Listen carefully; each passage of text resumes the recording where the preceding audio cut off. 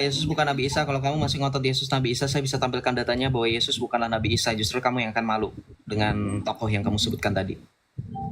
Dia adalah kembaran Nabi Isa. Kembaran. Udah ya bro, turun dulu ya bro. Kalau misalkan masih sarapannya ini salah, kayaknya kamu salah makan hari ini ya. Harus periksa ke dokter kayaknya. Jangan ikutan bikin kita pening ya.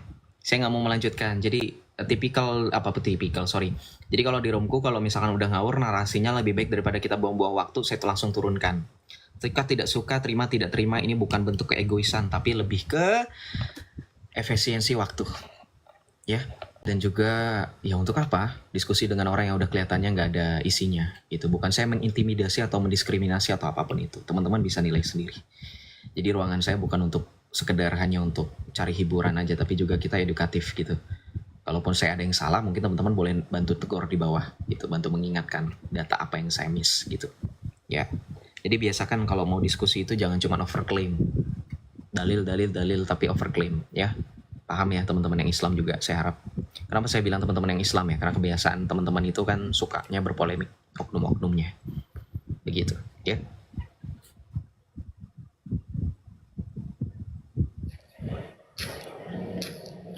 Salam harian Ajo Jaya, selamat malam. Shalom Pak Harian Ajo Jaya, selamat malam. Halo, selamat malam. Ada yang mau ditanyakan atau mau disampaikan? Shalom. Halo, saya turunin ya kalau nggak ada suara. 3, 2, 1. Tuhan Yesus memberkati. Kita lanjutkan supaya teman-teman yang di bawah tidak ngantri lama.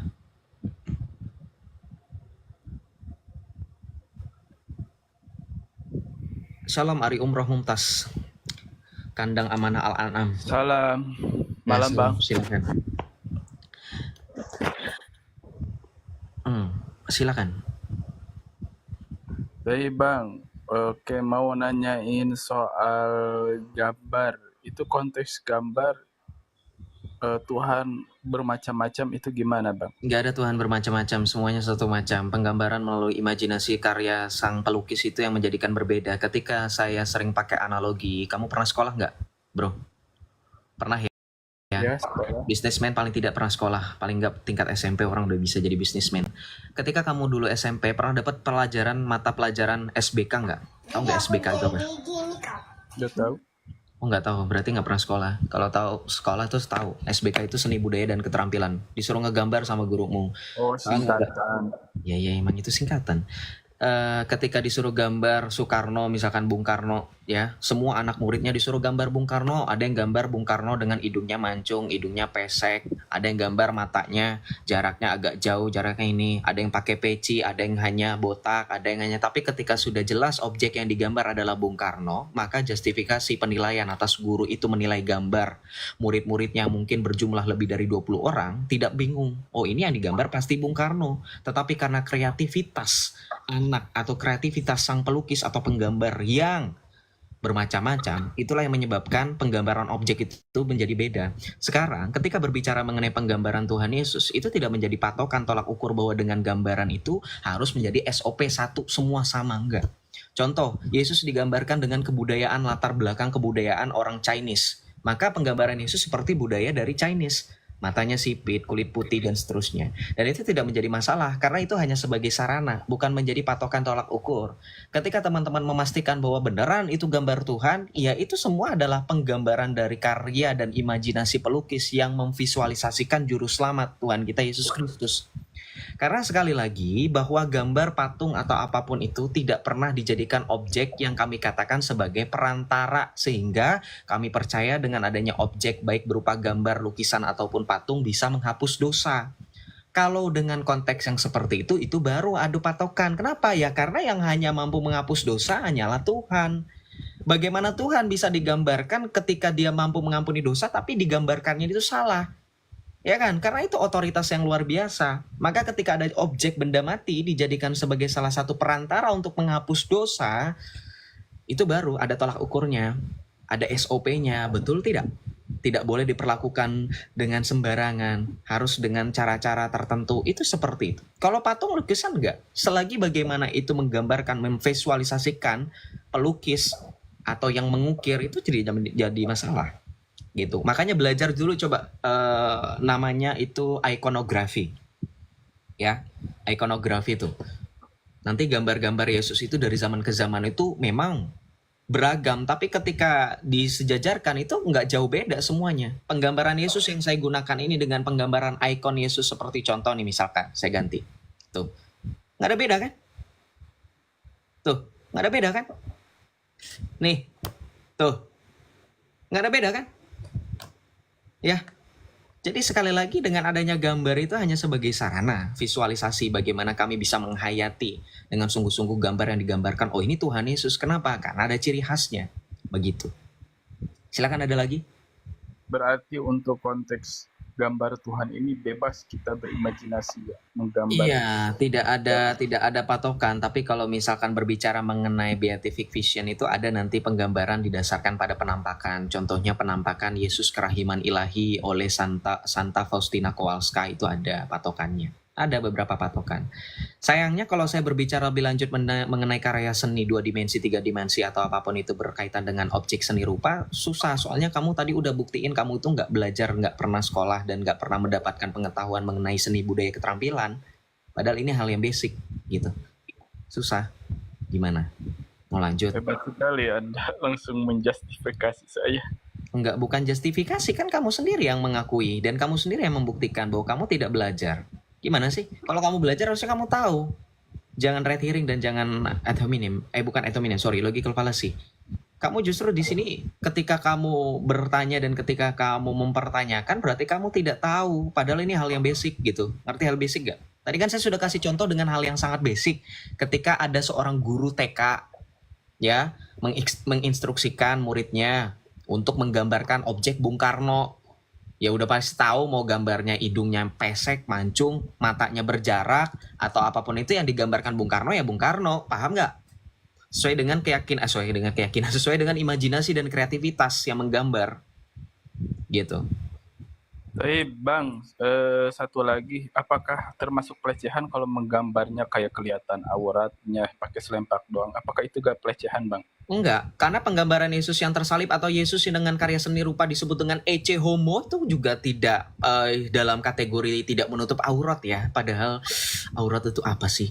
Nggak usah disama-samain lah ya. Kamu tahu nggak gereja Kalvari di Lubang Buaya itu di pintu depan, di bagian depan patung di halamannya itu ada patung ecce homo. Yesus hanya memakai kain selempang. Itu telanjang dada, itu hal yang wajar. Kita nggak fokus dengan hal-hal yang berbau selangkangan seperti kamu dan nggak mau lanjutin gitu, karena visualisasi kami hanya mengharapkan dengan adanya penggambaran Yesus kami bisa lebih fokus. Terlepas dari itu kami bisa tanpa adanya patung dan tanpa adanya lukisan gitu. Berarti bukan pelecehan ya? Nggak Bebas. pelecehan. Tergantung intensi dan motivasinya. Tergantung intensi dan motivasinya. Ada patung dengan karya seni disebut dengan ecce homo, ada patung yang menggambarkan Yesus itu terbalut dengan kain lenan ketika dia disalibkan, itu ada. Itu kan tidak menutup aurat kalau dalam kategori Islam, kan? Ketika Yesus disalibkan itu kan ada korpus itu teman-teman, yang dimaksud itu nggak pelecehan. Sejak kapan itu pelecehan? What's going on your mind, bro? Bisnis kamu lagi bermasalah kah? Jadi kamu agak bermasalah pola pikirnya. Silakan, ada lagi pertanyaannya? Cukup. Oke, thank you ya. God bless. May the peace and the truthful of the Jesus Christ shine upon you. Ya, itulah teman-teman, tekan gue jadi nggak fokus. Ini ada yang bilang katanya, haha ngakak boleh dong digambar ya, lu kemana aja? Yesus itu disalibkan, digambar, dilukiskan, dibuat patung yang ada korpusnya, itu kan tidak menutup aurat dalam tanda kutip dalam kategori Islam. Ngerti nggak? Paham nggak teman-teman? Lihat patung Yesus yang disalib, yang mereka katakan itu sebagai kolor dan seterusnya. Otak kalian tuh di mana sih? Mau coba berpolemik tapi kalian kena jadi standar ganda, jadi blunder. Lu kemana aja, kan gitu pertanyaannya. Hah? Sejak kapan itu disebut pelecehan? Paham nggak? Ini bagus. Baru aja saya mau ngomong Kak Kif Arch. Thank you. Saya baru mau ngomong begini. Baru saya mau ketika Tuhan udah ada Kak Kif yang komen. Nih, gue pin komentarnya. Gue baru mau ngomong. Ketika manusia dilahirkan tidak memakai sehelai pakaian pun, apakah itu termasuk pelecehan? Logik. Apa kamu mau nyamakan ketika anakmu baru lahir, ketika kamu baru lahir dulu emang udah pakai baju? Bro. Otaknya itu ya, di mana ya mereka ya? Di mana ya? Coba yang kayak gini dibilang katanya kaum cerdas. Yang kayak gitu aja standarisasi pemahaman yang simple aja mereka susah. Ya. Coba. Aduh. Aduh. Itu simple loh pemahamannya. Ya. Nggak ribet. Oke, kita lanjut ya. Shalom Abe. Selamat malam. Malam. Malam Arsyad, silakan. Ya, Jangan bernafas di mikrofon, agak mengganggu. Jangan ditiup-tiup. oke, maaf. Apakah boleh kita mensifati Tuhan orang Kristen dengan bahwa kita katakan bahwa dia beristirahat dan kelelahan begitu? Apa itu mensifati? Itu adalah suatu kosakata yang digunakan oleh kaum Islam. Ahlussunnah wal Atau kita Jamaah. mengatakan lah, atau Yang kita Enggak, kita saya belum bilang selesai berbicara, jangan kamu lari. Ini kan kosakata yang digunakan oleh Islam Ahlussunnah wal Jamaah terkait dengan pemahaman mereka tentang ketauhidan Allah yang kemudian dibantah oleh Ibnu Taimiyah dan pengikutnya, menyifati Allah. Jadi nggak usah dipakai. Di kekristenan tidak ada kata menyifati. Tuhan dengan segala kekuasaan dan kemahakuasaannya, dengan segala atributnya, ketika berbicara mengenai inkarnasi Yesus, maka sepenuhnya Allah, sepenuhnya manusia, selesai. Tidak ada yang dibahas mengenai sifat-sifatnya. Clear? jadi ketika dia kan dijelaskan di Keluaran itu, Apa? Keluaran 31:17, 31:17, Kenapa di situ? nah, itu kan dia beristirahat dan mengambil nafas begitu. Iya, terus kenapa maksudnya? Berarti Keluaran 31 ayat 17. ya, Maka antara aku dan orang Israel, maka inilah peringatan untuk selama-lamanya, sebab 6 hari lamanya Tuhan menjadikan langit dan bumi, dan pada hari ketujuh ia berhenti dan beristirahat. Lalu bagaimana dengan ada suatu hadis yang pernah disahihkan oleh Ibnu Taimiyah, innallaha lama qada khalqah istalqa. Kamu tahu nggak itu? Kamu mengatakan Tuhan kami beristirahat setelah dia menciptakan langit dan bumi, itu juga dicontek oleh konsep imanmu. Mau nggak? Saya tampilkan dalilnya yang pernah disahihkan oleh Ibnu Taimiyah. Mau nggak? istalqa ya. Iya, betul. Tahu istalqa itu apa? Tahu nggak? Oh, nggak usah cari di Google. Nih, saya tampilkan. Mana?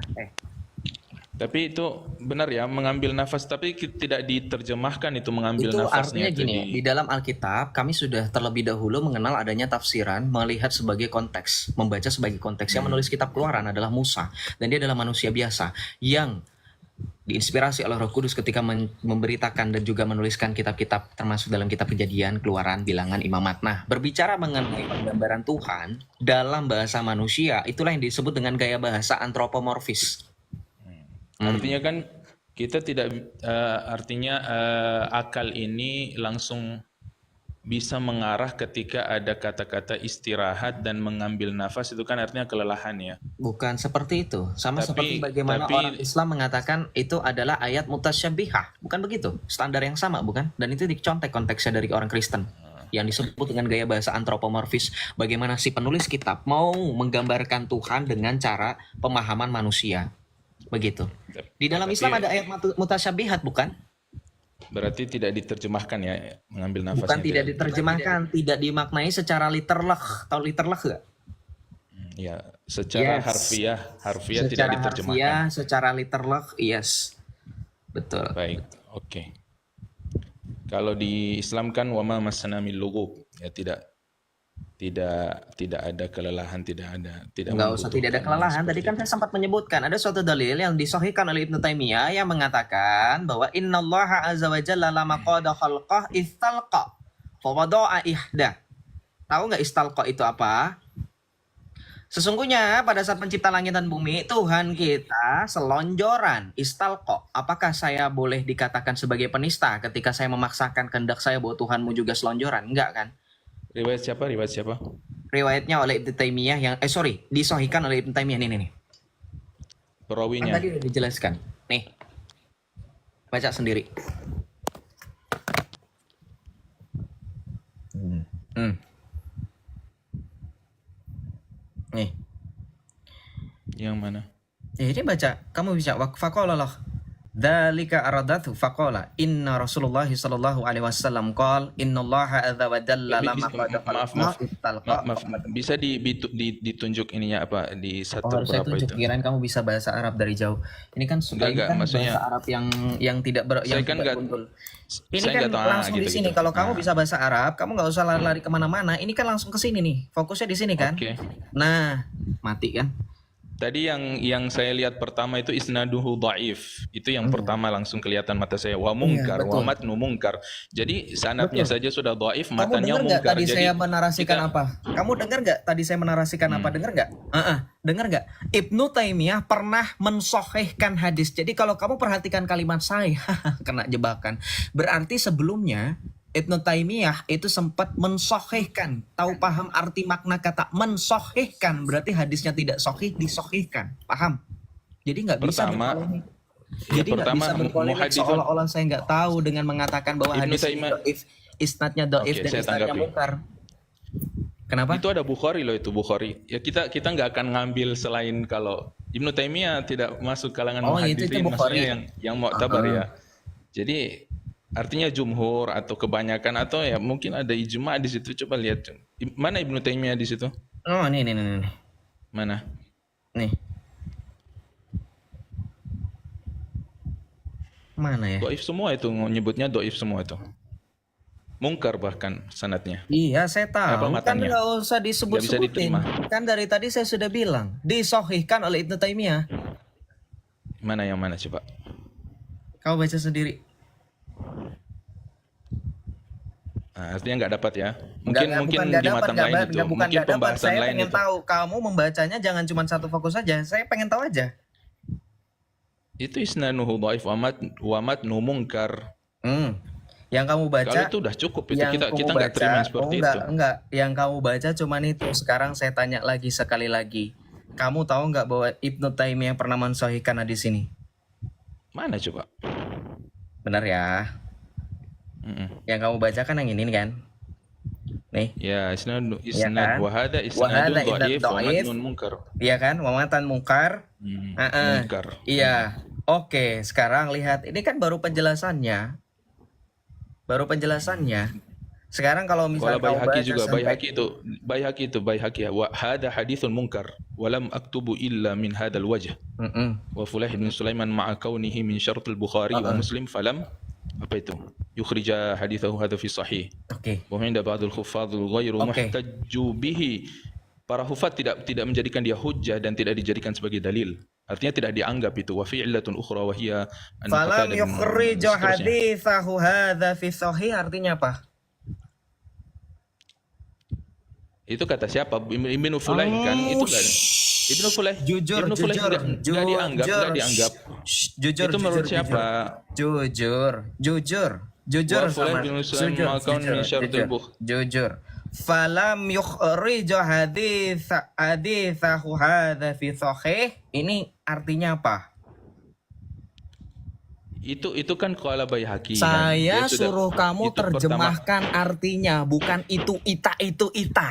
Saya ngomong di sini 1.300 orang, gak semuanya ngerti bahasa Arab. Begitupun dengan kawanmu yang Islam, terjemahkan secara jujur. Oke. Falam yukhriju haditsahu hadza fi sahih artinya apa? Oke, sekarang gini, kalau mau baca semua kita baca sampai di bawah. Saya bilang Kita kamu baca sampai di bawah, jujur biar- di arti ini. Iya, saya jujur.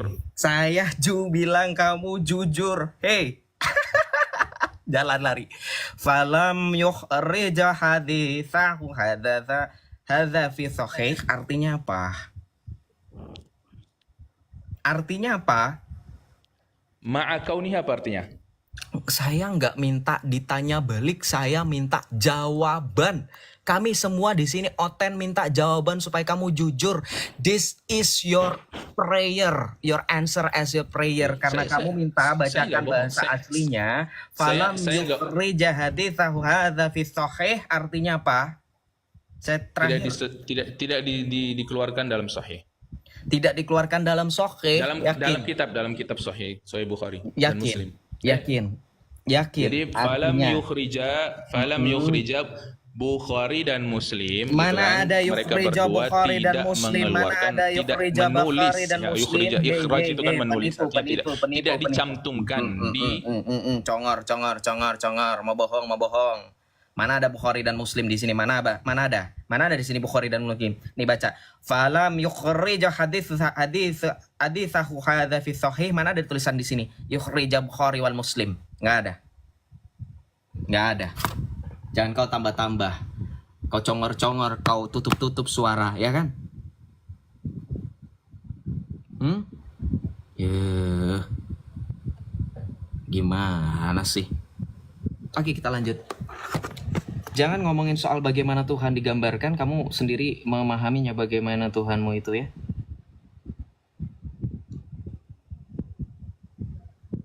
Kita lanjut. Kenapa layar saya hitam?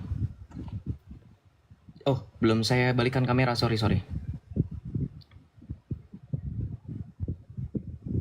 Disuruh jujur berkali-kali nggak mau, padahal simpel.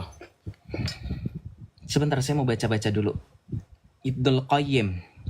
Oke, ini Ibnul Qayyim Al-Jazab. Oke, Ibnu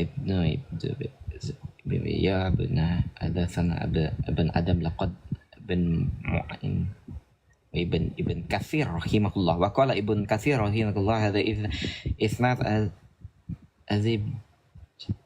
Bentar ya. Kemarin gue udah nemu Ibnul Qayyim rahimahullah wa rawa lalu fi kitab sunnati bisnadin sahih ala syartil Bukhari an Fatadata Nu'mani radhiyallahu anhu qala sami'tu Rasulullah sallallahu alaihi wasallam yaqul lamma faragallahu min khalqih tawa alal arsh. Oh, ini Ibnul Qayyim. Oke, kita lanjut. Saya minta terjemahkan secara jujur, jangan takyah ya.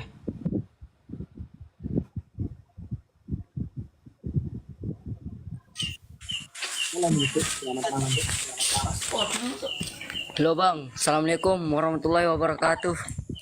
Waalaikumsalam. Silakan.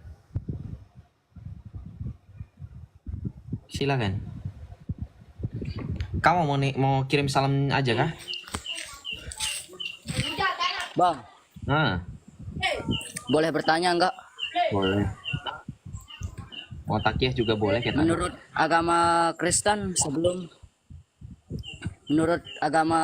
sebelum Tuhan Yesus ada, siapa yang jadi Tuhan? Yesus itu ada sebelum segala sesuatu ada, karena dia adalah Tuhan. Permulaannya adalah semenjak kekekalan. Sebelum segala sesuatu ada, dia sudah ada. Pertanyaan kamu aneh.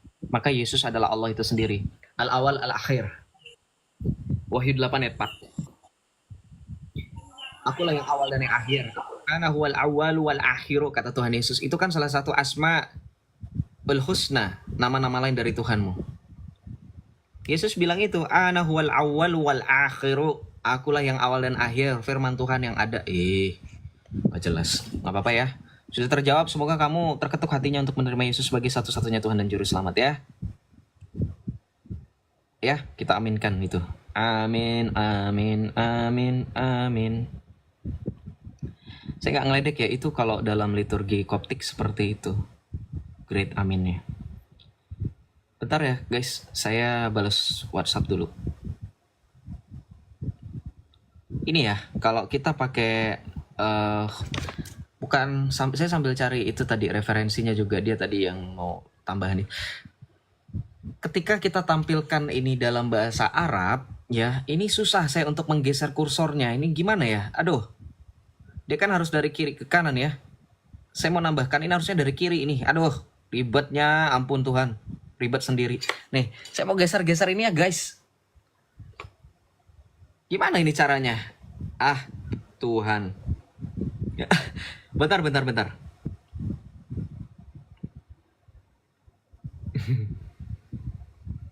ya guys, jangan pada ini dulu.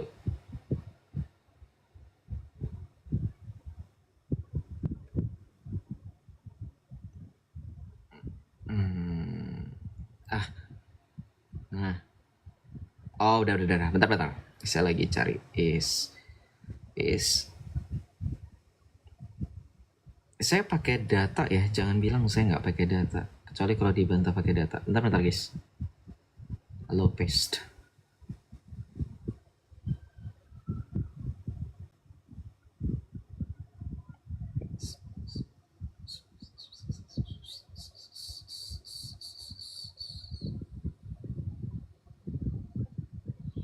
Ntar ya. ابن تيمية رحمه الله تعالى نعم. سيرة الإمام ابن تيمية رحمه الله تعالى نسبه مولده أسرته واشتهارها بالعلم Oh, ini bukan. ثم شجاعته وإقدامه الحمد لله رب العالمين. Nggak, ini bukan yang ini. Ibnu Taimiyah hakimin anfalullah nggak hal min yak nggak. Mana ya guys ya? Aduh, gua nggak nyimpan lagi. Kalau lah. Tapi ini Islam Web bukan ya? Islam Ibnu Taimiyah. Udahlah, lanjut aja. Kelamaan aku nyari ininya. Kita lanjut ya guys. Sambil berjalannya waktu mungkin aku tambahkan ininya. Oh, nanti pakai makalat as-sunniyah fi kasyf dalalatin Ahmad Ibnu Taimiyah aja ya. Oh iya, di situ ya, lupa.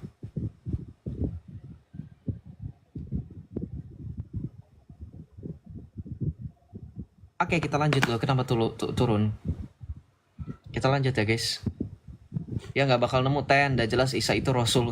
Nggak lagi ngomongin Isa, lagi ngomongin Idallaha lama qadha khalqah. Bagus Fitri. Ya, selamat malam. Shalom. Ya. Dari Islam atau dari Mau Kristen? nanya bang, ini saya Muslim ya. Muslim. Oke, silakan. Boleh nanya bang? Ya, silakan. Ya, nanya. Gue jadi nemu yang baru. Yesus itu Tuhan nggak? Tuhan. Tuhan. Oh Tuhan. Dari sisi mananya pak? Dari segala sisi. Dari segala sisi. Yes. Kemanusiaannya, tubuhnya itu Tuhan nggak? Sepenuhnya Allah, sepenuhnya manusia. Kita tidak membedakan pribadinya. Itu namanya Nestorian. Belajar lagi ya. Sepenuhnya hanya manusia. Sepenuhnya Allah. Manusia ini Sepenuhnya Tuhan Allah, nggak? sepenuhnya manusia. Shh, kamu jangan geruduk-geruduk. Kamu lagi ngapain sih? Kamu lagi naik burung ababil kah? Berisik sekali. Kamu turun dulu ke bawah. Diskusi di darat, di tanah. Jangan di atas awan mengawang-awang kamu. Ya, nggak usah tinggi-tinggi ke langit yang ke-8 kamu. Nggak ada sinyal nanti. Saya jawab ya. Udah tenang, dengerin. Yesus itu sepenuhnya Allah, sepenuhnya manusia. Kalau dalam bahasa bagaimana imanmu supaya saya bisa menjembatani pola pikir kamu supaya kamu bisa tangkap adalah kalam lafsi dan kalam nafsi. Tuh. Sepenuhnya Allah, sepenuhnya manusia. Ya kholik, dan kalau dalam konsep Islam karena hanya ada dua, kalau bukan kholiknya adalah makhluk, yaitu kita terima aja. Walaupun ya nggak segampang itulah. Masa selain kholik adalah makhluk, batu kita bilang makhluk kan nggak mungkin. Batu ya benda mati, bukan makhluk. Gitu, tapi nggak apa-apa. Walaupun di dalam Alkitab, di dalam pengakuan iman Rasul dikatakan maulidin goiro makhluk, Yesus Kristus dilahirkan bukan dijadikan. Itu seperti itu bro Bagus Fitrianto. Jadi Yesus itu sepenuhnya Allah, sepenuhnya manusia, tidak ada yang mustahil. Sebab di dalam imanmu juga dikatakan bahwa Al-Quranul Karim adalah kalam nafsi dan kalam nafsi. Itu menurut dari ulamamu Abul Hasan Al-Asy'ari, pendiri teologi, pencetus teologi Ahlussunnah wal Jamaah Asy'ariyah. Ya, mantan pengikut Mu'tazilah. Belajar sejarah Islam supaya kamu bisa memahami. Ya bro ya, jangan kamu utak-atik iman orang lain tapi kamu pelangak-pelongok ditanya iman sendiri. Jangan-jangan kamu baru tahu nih. Silakan ditanggapi atau ada pertanyaan lain silakan. Feel free. Dibuka, jangan cengeng teman-teman yang di bawah juga. Kalau di mute tinggal buka sendiri kok. Kalau punya ini, kalau ngerti teknologi. Jangan gaptek. Nah, silakan. Ya. Jadi nggak usah ya ke bawa-bawa tentang Islam itu, nggak ada hubungannya soalnya bro ya. Ada hubungannya Jadi gini karena ya, kamu adalah Islam ya, saya supaya tanya. bisa menjembatani. Nah, saya tanya, tubuhnya Yesus itu Tuhan nggak? Saya sudah bilang bahwa di dalam tubuh kemanusiaannya berdiam kepenuhan keilahian. Ada dalam Kolose 1 ayat 19 dalilnya.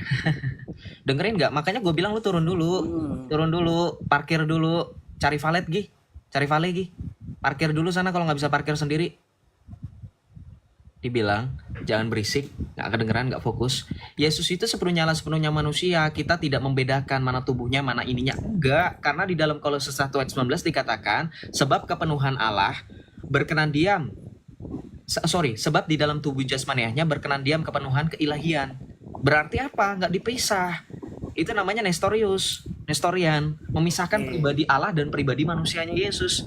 Hypostatic union. Iya. Kalau kamu mau kritis dengan Iya. kekristenan, nggak ngerti lagi. Ya, ini kan katanya Bapa itu ada di dalam diri Yesus, betul? Terus apa? Kamu pikir Yesus itu adalah Allah Bapa?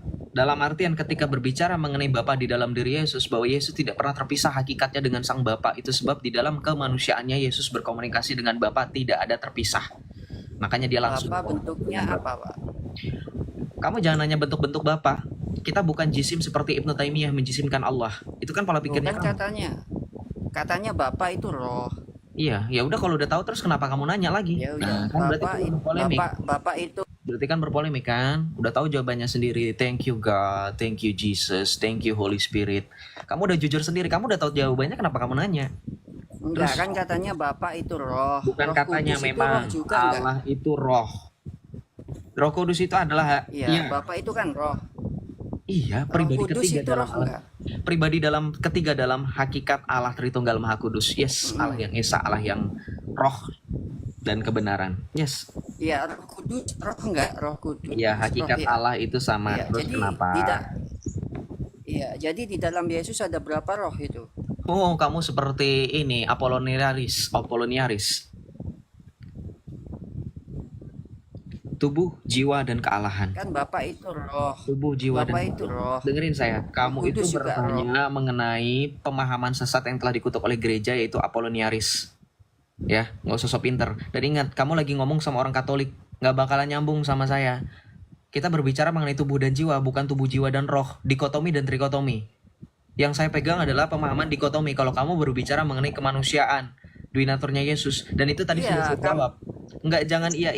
Iya. Jangan iya. Tadi sudah saya jawab dengan dalil Kolose 1 ayat 19, sebab di dalam tubuh jasmaniahnya. Kamu bahas berkenan tubuh aja diam tubuh kepenuhan. nggak tahu kamu. Saya sudah jawab Kolose 1 ayat 19, sebab di dalam tubuh jasmaniahnya berkenan diam kepenuhan Allah.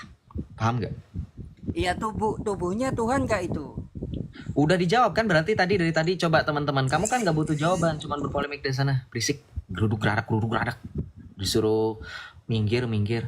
Udah dari tadi udah dijawab, kita tidak membeda-bedakan pribadi Allah dan pribadi manusia. Yesus itu yang sepenuhnya Allah sepenuhnya manusia, di dalam dirinya ini sepenuhnya Allah sepenuhnya manusia. Dia disembah dalam kemanusiaannya, iya, tidak dipisahkan. Loh kan teman-teman baca Alkitab bagaimana dalam kemanusiaan Yesus sebelum ia disalibkan orang-orang tersungkur dan menyembah Yesus. Petrus mengatakan engkau adalah Mesias anak Allah yang hidup. 3 orang Majus, perhatikan ya, jadi jangan terseret arus pemahaman sesat bahwa Yesus itu baru jadi Allah atau jadi Tuhan ketika dia baru bangkit dari antara orang mati. Itu salah. Semenjak Yesus datang firman Allah menjadi manusia, itu sudah hakikat Allah.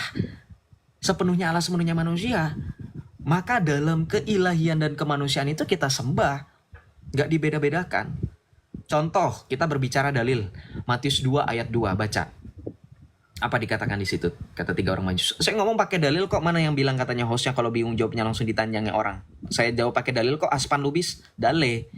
Bapak dengar gak dari tadi saya ngomong pakai dalil? Kalau mau bantah pakai dalil, boleh, gak apa-apa. Dari tadi kan saya tantang teman-teman yang berpolemik. Yang nekat, modal nekat, yang agak pinteran dikit tuh si Abe tuh, bisa bahasa Arab. Saya tantang pakai dalil, saya tantang suruh jujur, enggak. Susah banget kayaknya. Emang kalau teman-teman pakai dalil itu bayar? Berapa juta sih bayar? Saya akses Google gratis kok. Paham nggak? Saya turunkan itu kan tadi saya sudah disclaimer, suka atau tidak suka teman-teman dengan cara saya menghadapi orang-orang seperti itu, terima. Ini untuk membiasakan supaya orang ketika bernarasi itu harus disertai dengan data, dengan dalil. Ini bukan asal ketemu di pinggir jalan, say hi, negor, udah selesai gitu aja. Enggak, ini bertanggung jawab dengan 1.300 orang yang juga menjadikan live saya sebagai bahan untuk mereka sebagai refleksi iman. Karena banyak teman-teman yang bilang dengan nonton Joseph saya nambah pengetahuan. Coba kalau misalkan saya dengan pakai pola pikir saya membiarkan orang yang tanpa data berbicara. Bagaimana nasib teman-teman yang sedang belajar? Dapat apa mereka? Jangan egois. Saya pun tadi sudah disclaimer juga, ketika diri saya sendiri pun tidak berbicara pakai data, tolong ingatkan. Ketika ada data yang miss, ketika ada yang tidak pakai data, ketika ada yang tidak lengkap, Kan gitu. Gimana sih? Kita main fair, diskusi itu harus fair. Ketika orang lawan berbicara kamu pakai data, ya kamu pakai data. Ketika dia bernarasi, kamu juga harus bernarasi. Tapi ingat di sini tuh narasi harus disertai dengan data. Itu intinya. Mulai balik lagi ya tadi topiknya membahas tentang Yesus. Untuk membuktikan sedari bahkan sebelum Yesus disalibkan atau ada pemahaman katanya Yesus baru jadi Tuhan atau baru jadi Allah, itu ketika dia bangkit dari antara orang mati, itu kan ajaran sesat ya teman-teman ya. Kamu baca dalam Matius 2 ayat 2, coba baca di situ. 3 orang majus, 3 wise men, Kaspar, Melkior, dan Baltasar, yang mengatakan di manakah dia, Raja Yahudi yang baru dilahirkan itu, kami hendak datang dan untuk menyembahnya. Maka di dalam Matius 2 ayat 11 dikatakan apa? Loh, ketika Yesus baru baik, baru owek-owek lahir, dibungkus kain lampin, di palungan, 3 orang majus itu benar mengatakan sesuai dengan, benar melakukan apa yang dikatakan. Matius 2 ayat 11, ketika mereka melihat anak itu di dalam palungan, mereka pun masuk lalu sujud dan menyembah. Nah itu. Jadi bahkan Yesus dari bayi pun udah disembah, bahkan dari rahim, gak usah dari bayi. Yang lebih pada saat Maria masih mengandung Yesus di dalam rahimnya, ketika Elisabeth di dalam Lukas 1 ayat 34 penuh akan Roh Kudus, dikatakan apa? Diberkatilah engkau di antara perempuan dan diberkatilah buah rahimmu. Siapakah aku ini sampai ibu Tuhanku datang mengunjungi aku? Elizabeth recognized that the baby inside the womb of Mary is God. Paham gak Islam? Tuhan. Bahkan Maria yang baru diberi kabar oleh malaikat Gabriel dalam Lukas 1, ketika malaikat Gabriel mengunjungi Elizabeth, malaikat Gabriel mengunjungi Maria di kota Nazaret, malaikat Gabriel mengatakan apa? Engkau akan mengandung anak laki-laki dan ia akan disebut sebagai anak Allah yang maha tinggi. Ini yang saya selalu katakan sama teman-teman Islam. Perhatikan, gelar yang dinisbatkan oleh malaikat Gabriel adalah gelar yang maha tinggi. Yang maha tinggi itu kalau dalam bahasa Arab itu disebut dengan Al-Ali. Siapa yang disebut dengan Al-Ali kalau bukan hanya Tuhan? Ya, itu hanya Tuhan. Jadi nggak ada siapapun selain Tuhan yang disebut dengan gelar Al-Ali. Coba baca surah Al-A'la, Sabihisma, dan seterusnya. Yesus itu disebut dengan anak Allah yang maha tinggi ketika baru malaikat Gabriel menyampaikan kabar kepada Bunda Maria. Assalamualaikum. Kasih salam yang benar, tapi nggak apa-apa lah, itu urusanmu dengan imanmu dan dengan Tuhanmu. Waalaikumsalam. Assalamualaikum. Nggak ada sya di situ. Assalamualaikum. Pakai sin, bukan pakai shin. Kamu berapa lama jadi Islam bro? Malu lah. Assalamualaikum. Iya, waalaikumsalam. Saya sudah jawab, silakan. Saya mau nanya, Tuhannya Kristus pernah merintahin nggak buat nyembah gitu? Pernah. Gimana?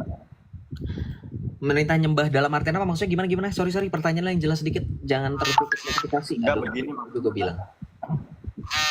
Kalau di Islam kan ada apa namanya kayak surat Toha gitu, Itu mulu inani anallahu.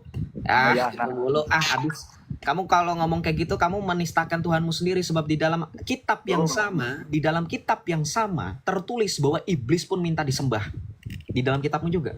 Di dalam kitab saya juga. Itu 4 ayat 8 sampai dengan 9. Kalau kamu menggunakan dalil surat Toha, innani anallah, sesungguhnya aku adalah Allah, dirikanlah sholat dan berzikir.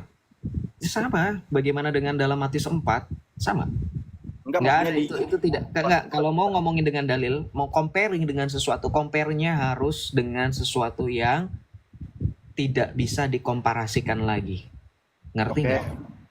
Jangan surat Toha. Cari dalil lagi di mana Tuhanmu menunjukkan kemahakuasaannya sehingga tanpa dia minta disembah, orang sudah pasti menyembah. Di mana?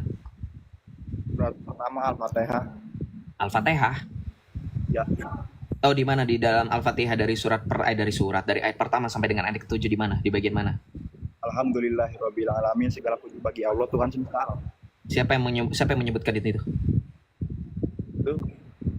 Siapa yang menyebutkan itu? Kena lu, blunder lu. Ketika di dalam surah Al-Fatihah ini kamu ya yang membuka ya. Kamu yang memberikan saya kesempatan untuk mencari dan mengetahui dan menguji kebenaran. Ketika di dalam surah Al-Fatihah, kamu baca yang benar. Alhamdulillahi Rabbil Alamin. Kan gitu bunyinya, bukan Alhamdulillahi Rabbil Alamin. Gak ada makhrajnya, gak ada panjang pendeknya. Gak jelas bacanya. Ketika dikatakan Alhamdulillahi Rabbil Alamin, ketika dikatakan segala puji bagi Allah Tuhan semesta alam, yang mengatakan itu siapa? Allah. Pertanyaan gua apa tadi? Kalau lu nangkep dan lu mengerti bahasa Indonesia yang simpel dan sederhana. Pertanyaan gua, di mana dalil dikatakan bahwa tanpa Tuhanmu mengglorifikasikan dirinya, orang sudah pasti menyembah dia. Tahu nggak arti mengglorifikasikan? Mengklaim, self-claim. Paham, Ray? Come on Ya, dong, kita Gen Z ini harusnya lebih cerdas daripada generasi ini. Oh, nggak bisa. Belum selesai ini, gimana dong? Narsistik ini namanya. Ketika kamu mengajukan dalil ini bukan menjawab pertanyaan, ini malah membuktikan bahwa you punya God is narcissistic. Iya, gue mau nanya aja udah. Ya sudah, kalau nanya jangan berpolemik ya, soalnya kalau berpolemik lu juga nggak mampu jawab nih. Silakan. Gue dari tadi santai oke. Apa?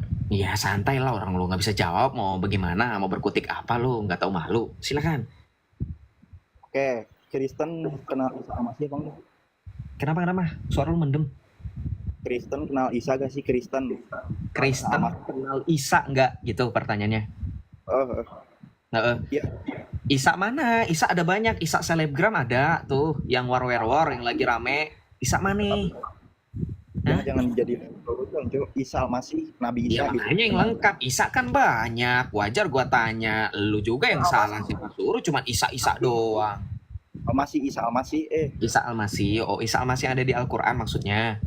gak kenal gak? Nggak kenal. Kristen gak kenal? Nggak kenal Isa Al-Masih di Al-Quran kan? Iya nggak kenal, karena itu kitabmu. Kitabmu ya kitabmu, kitab kami. Nggak usah memaksakan apa yang ada di dalam kitabmu supaya kami kenal, nggak perlu. Yang namanya kenal itu artinya apa? Kenal itu mengenali. Kenalan gitu kan. Kenal Joseph nggak kenal. Sering nonton live-nya, tahu kok Joseph tuh yang suka pakai kacamata, yang pakai jenggot. Lah kalau orang Kristen ditanya kenal Isa nggak? Oh, yang mana orangnya emang? Kamu tahu? Kayak gimana coba jelasin. Nah, jadi bentuk pertanggungjawabannya itu nanti berat di kami. Padahal kami tidak pernah sama sekali membaca dan juga mengimani apalagi sosok yang ada di dalam kitabmu. Sudahlah bro, jangan memperkeruh suasana ya. Kitabmu, kitab kami. Karena ada dalilnya. Lakum dinukum waliyadin. Gimana sih? Kamu malah bilang Tuhanmu ini nanti. Iya kan kata lu kan Kristen gak kenal Isa Al-Masih. Nah pertanyaannya Sep, kenapa ada gereja Isa Al-Masih gitu Sep? Itu siapa maksudnya? Oh, waduh, gimana nih bahas sesuatu yang sudah pernah dibahas? Tahu nggak gereja Isa Al-Masih awal mulanya itu kenapa dinamakan demikian? Coba jelasin, gua gak tahu makanya nanya. Ya, nggak tahu kan. Itu adalah nama persekutuan doa yang dulu didirikan oleh seorang berkebangsaan Tionghoa pada waktu Indonesia belum merdeka seutuhnya. Zaman-zaman agresi militer Belanda. Aduh, kayaknya kejauhan deh bro. Lu bahas masa kini aja lu kudet. Nah, ketika terjadi itu, waktu awal mula ketika kamu search up di Google, itu pun nanti akan dijelaskan kok. Awalnya itu namanya berbau Tionghoa. Ya teman-teman ya, berbau nama-nama Tionghoa, berbau nama Mandarin dan seterusnya. Yang saya nggak tahu, pokoknya namanya beneran Mandarin. Nah, setelah terjadi kemerdekaan, ada namanya nasionalisme, ada namanya masa peralihan, di mana hal-hal pada saat itu presiden berkuasa dari mulai masa transisi Presiden Soekarno sampai dengan Presiden Soeharto, semua nama, istilah, bahkan nama pribadi orang ya yang berbau hal-hal asing termasuk dalam tanda kutip kan tuh, dalam hal ini secara spesifik yang berbau bahasa Mandarin atau Tionghoa itu diindonesiasiskan. Apa sih bahasanya, gue jadi ya dinasionalisasikan lah, maksudnya dijadikan bahasa Indonesia. Makanya teman-teman lihat bagaimana teman-teman kita yang keturunan Tionghoa itu menggunakan bahasa-bahasa Indonesia tapi dicocokkan dengan marganya gitu, marga Mandarinnya. Paham nggak? Wah kayaknya nggak paham nih. Maka dengan hal yang sama dengan Isa Al-Masih gitu. Nah, kenapa? Karena pada saat itu belum ada perbendaharaan bahasa Indonesia yang bagus seperti sekarang kita punya KBBI. Dulu belum ada KBBI dulu. Silakan di search up KBBI tahun berapa. Ayo dong. Sorry. Belajar. Kenapa? Nah, jadi begini Sep. Enggak. Lu ngomong apa, Jamet? Lu ngomong apa? Lu bilang gue bohong. Lu bisa lebih mengerti. Silakan. Buktikan referensinya. Hah? Siapa yang bilang bohong? Lu bilang apa tadi? Kamu bilang apa tadi? Memotong pembicaraan saya, kamu bilang apa? Sorry, gua potong. Gua ngomong Potong mau ngapain? Bentar dulu. Potong mau ngapain? Ya dengerin. Nah, Isa Al-Masih itu yang di gereja itu apakah cuman ada artinya apa orang gitu? Coba jelasin gimana sih? Itu adalah bentuk koresponden dari iso. Dari bahasa Syriak Isa. Jadi bukan merujuk, makanya tadi kan gue perjelas apakah Isa Al-Masih yang ada di Al-Quran. Nah, paham nggak? Isa Al-Masih yang ada di Al-Quran. Tadi kan di awal gue udah bilang loh, gue nggak bohong. Untuk lebih jelas, berarti cuma ada di kitab lo. Kalau di kitab lo ya kita nggak kenal, tapi kalau fonetik koresponden Iso, Yesu, siapa lagi, Jesus, Yesua, siapa lagi? Yeshua Hamashiach, yaitu fonetik koresponden. Saya rasa kamu harus banyak belajar deh fonetik koresponden itu apa. Jadi ya, kalau mau dilanjutin tadi ya mengenai nasionalisasi itu artinya peralihan bahasa, itu bisa ditunjukkan dengan bagaimana nama-nama teman-teman kita yang keturunan Tionghoa itu dijadikan bahasa Indonesia. Itu lihat tuh orang-orang tuanya, lansia-lansianya. Itu namanya nama Indonesia, padahal ada nama Chinese-nya, nama Mandarinnya gitu, ada nama marganya. Belajar sejarah itu hal yang sangat mengasyikkan. Memang kalau kita berpegang pada ajaran yang benar, kita tidak akan takut dengan sejarah ya teman-teman. Silakan apa lagi Pak ini? Lanjut ya bro, boleh lanjut ya. Lanjut. Oke. Gue mau nanya, kalau tata cara ibadah Kristen gimana sih? Tata cara. Tata cara ibadah Kristen. Coba. Ibadah liturgi, ekaristi. Kayak gimana? Tata cara. Ekaristi, udah pernah kayaknya gue jelasin ke lu nanya lagi tapi nggak apa-apa. Yesus menetapkan perjamuan Tuhan. Dia kayak gimana ibadahnya caranya, Sir? Lihatlah di YouTube lah. Ya lu jelasin dong. Kalau dijelasin lo terima nggak? Terima. Yakin? Yakin. Matius 26 ayat 26 sampai 28. Dan ketika mereka sedang makan, Yesus mengambil roti, mengucap berkat, memecah-mecahkannya, lalu memberikannya kepada murid-muridnya dan berkata, ambillah, makanlah, inilah tubuhku. Sesudah itu ia mengambil cawan, mengucap syukur, lalu memberikannya kepada mereka dan berkata, minumlah kamu semua, inilah darahku, darah perjanjian itu ditumpahkan bagi banyak orang untuk pengampunan dosa. Tuh, Matius 26 ayat 26 sampai dengan 28. Tuh. Kalau sama Kristen tuannya Yahudi sama gak, Sir? Sama gak? Ini lompat-lompat aku yang banget diskusi lu. Enggak lompat nih Tuhan. Ini lompat loh. Ya udahlah. Tuhannya Yahudi sama tuhannya orang Kristen sama atau enggak? Ya. 1 Korintus 8 ayat 6. Namun bagi kita hanya ada satu Allah saja, itu Bapa, yang daripadanya berasal segala sesuatu dan yang untuk Dia kita hidup, dan satu Tuhan saja, yaitu Yesus Kristus, yang olehnya segala sesuatu telah dijadikan dan yang karena Dia kita hidup. Jadi udah jelas ya. Nggak perlu menghitung banyak Tuhan atau berapa. Tuhan yang benar, Allah yang benar itu hanya satu, ya. Berarti gua nanya, jujur.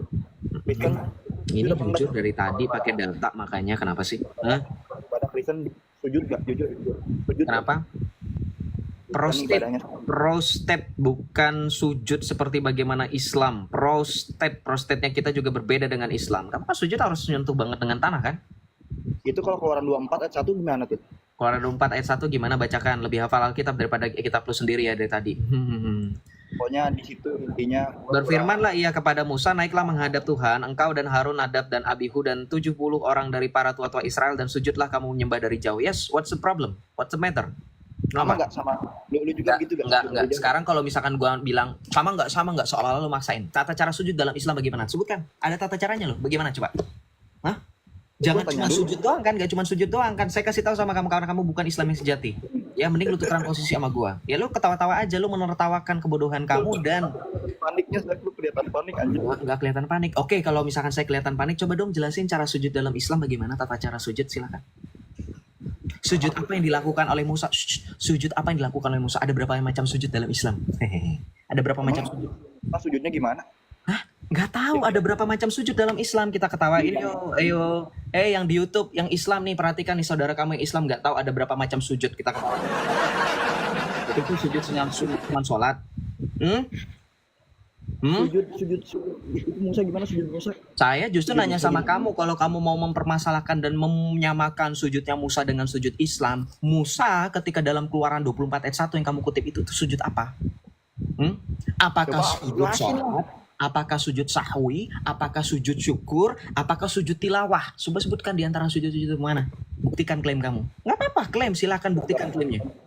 4 ayat 6 bro, jangan melampaui apa yang tertulis. Coba jelasin yang tertulis. Nah, kalau misalnya jangan melampaui apa yang tertulis, ya udah nggak usah nyamain dengan Islam, kocak, malah jadi ngedukung posisi gua. Ya ampun. Coba berselawat dulu supaya lu bisa dibantu sama yang lu selawatin itu, coba. Jadi kamu punya otak jalan nggak? Diam. Lu argumentasi lu nggak penting. Ketika kamu mengutip di dalam Injil jangan menambahkan apa yang tidak tertulis dan seterusnya. Lalu kenapa kamu memaksakan seolah-olah secara halus bahwa yang dilakukan dalam Keluaran 24 ayat 1 oleh Musa itu sama seperti Islam? Memang ada tertulis di situ. Ada Saya nggak? tadi ngomong emang sama kayak Islam kan saya gak ngomong. Nah, ya udah kalau nggak ada udah berarti udah selesai, case close. Apalagi pertanyaannya? Nggak sama. Itu sudutnya gimana? Coba jelasin. Sujudnya nggak tertulis, ya hanya sujud, nggak dijelasin kan? Katanya nggak, jangan menambahkan. Gimana sih bro?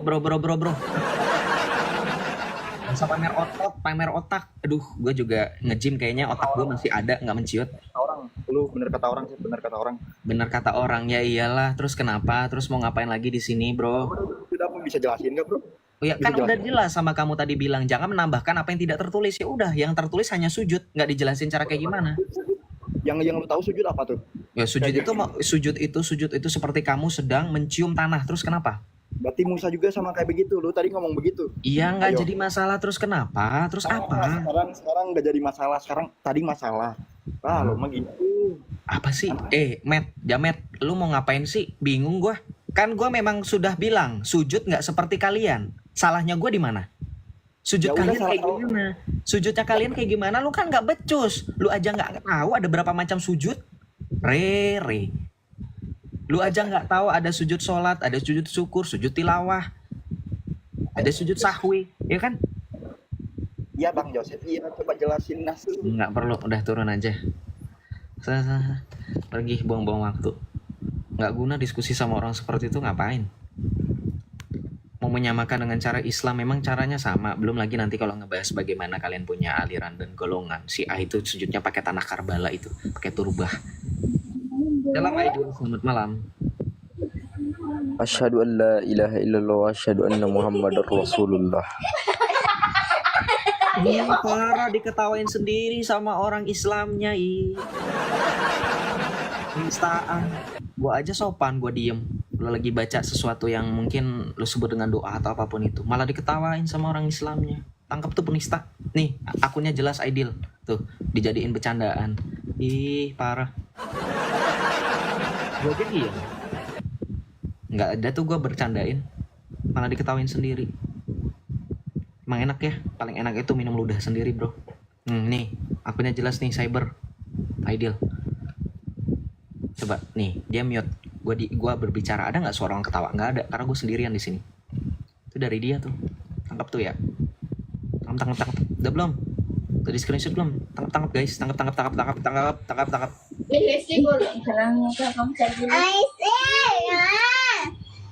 Dan ada yang mau disampaikan lagi nggak selain 2 kalimat itu? Silakan. Ada lagi nggak? Ada Bang. Nggak ada, ya udah. Terima kasih ya. Nggak mempan. Syahadat kami lebih panjang. Bro. Nggak cuma 2 kalimat itu ya. Tapi nggak apa-apa. Kamu sudah berusaha ya, saya apresiasi lah ya. Begitu. Kita lanjut.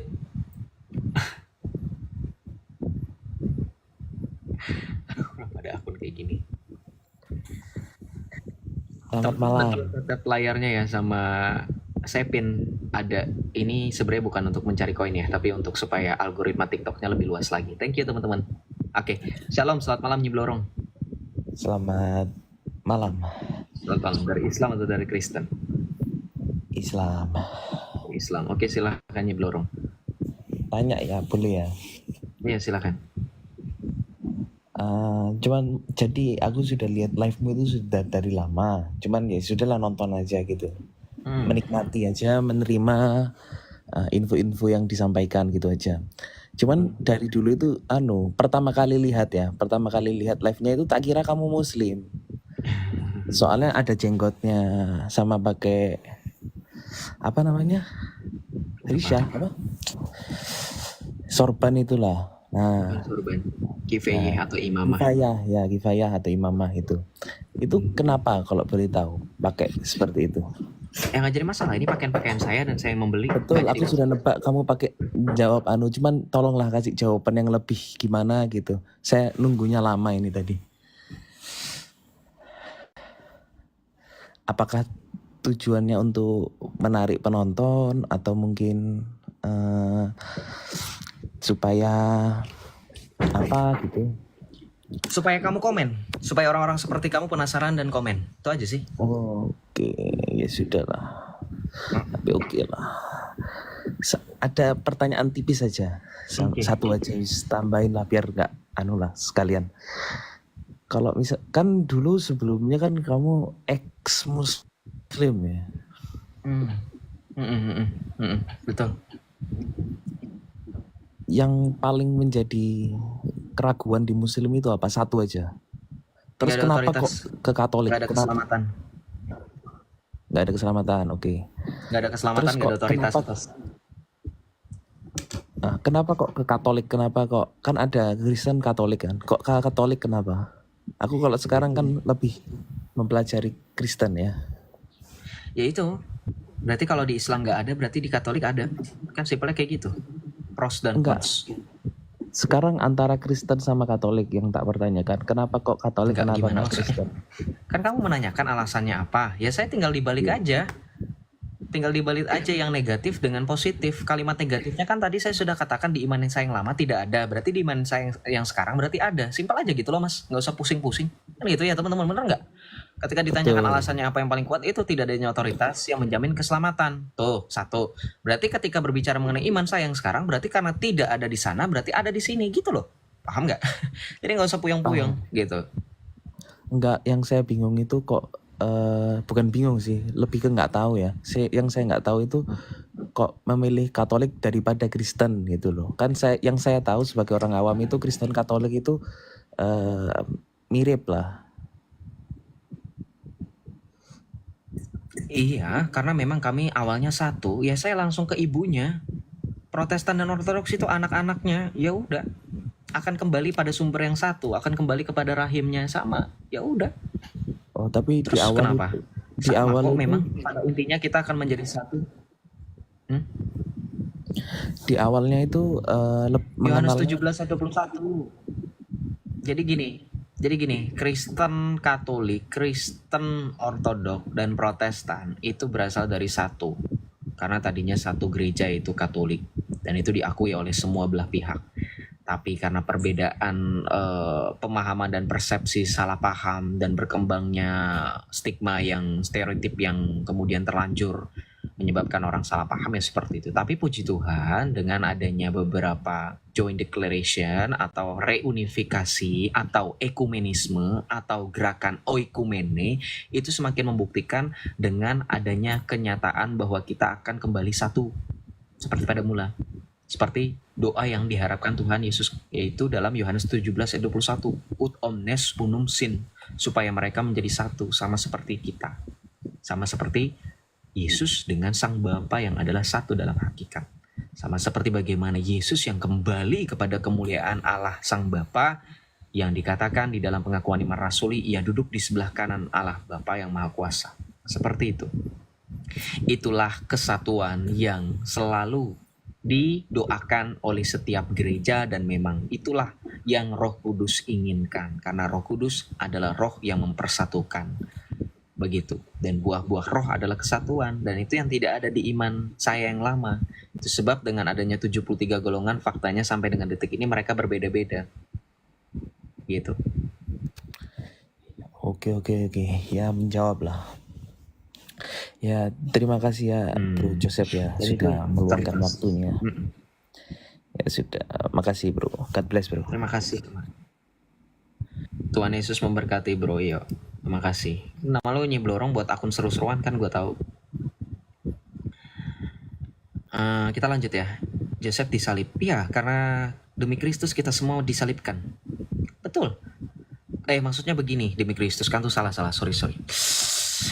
Karena Kristus telah menderita dan disalibkan untuk kita pun merasakan penderitaan dan salib yang sama. Itu sebab Yesus mengatakan, barang siapa mengikut aku, ia harus menyangkal dirinya dan memikul salibnya. Iya, setiap orang Kristen itu memikul salib. Nggak salah dengan yang kamu katakan. Kan gitu. Kita merasakan penyangkalan diri, kita harus ikut merasakan penderitaan yang sama seperti yang Tuhan Yesus rasakan. Galatia 3:17 itu dikatakan di situ, barang siapa yang menderita bersama dengan dia, ia pun mengalami kemuliaan yang sama dengan dia. Galatia 3 ayat 17 gitu. Jadi kita pun harus mengalami penderitaan yang sama seperti bagaimana Yesus. Yaitu kita, ya itu di dalam Alkitab kan Tuhan Yesus sendiri katakan, oleh karena namaku kamu akan dibenci, ya kan. Gitu guys. Kita lanjut ya guys, bentar saya bahas WhatsApp lagi.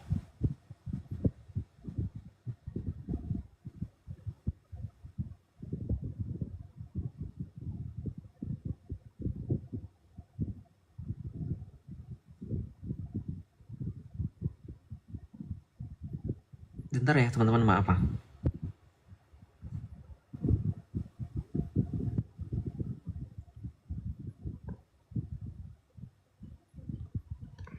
Kita lanjut. Sep, lu disunat gak? Disunat, kenapa kamu nanya sama saya? Itu kamu penasaran dengan alat kelamin saya. Tapi kamu kan laki-laki, ngapain kamu penasaran dengan saya punya kelamin, bro?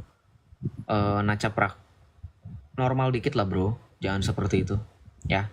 Kita lanjut ya. Ray, ngapain lagi sih, Ray? Aduh, Ray. Kayaknya ada yang lupa deh gue. Oh, bukan Galatia 3:17, Roma 8:17. Halo bro. Roma 8:17. Kenapa Ray? Kenapa caper? Enggak. Gue mau lanjut tadi, saya jangan diturunin dulu. Enggak yang tadi lagi enggak. Gue mau nanya aja nih, Cok. Yudas itu matinya gimana sih, Sep? Di Matius 27 digantung.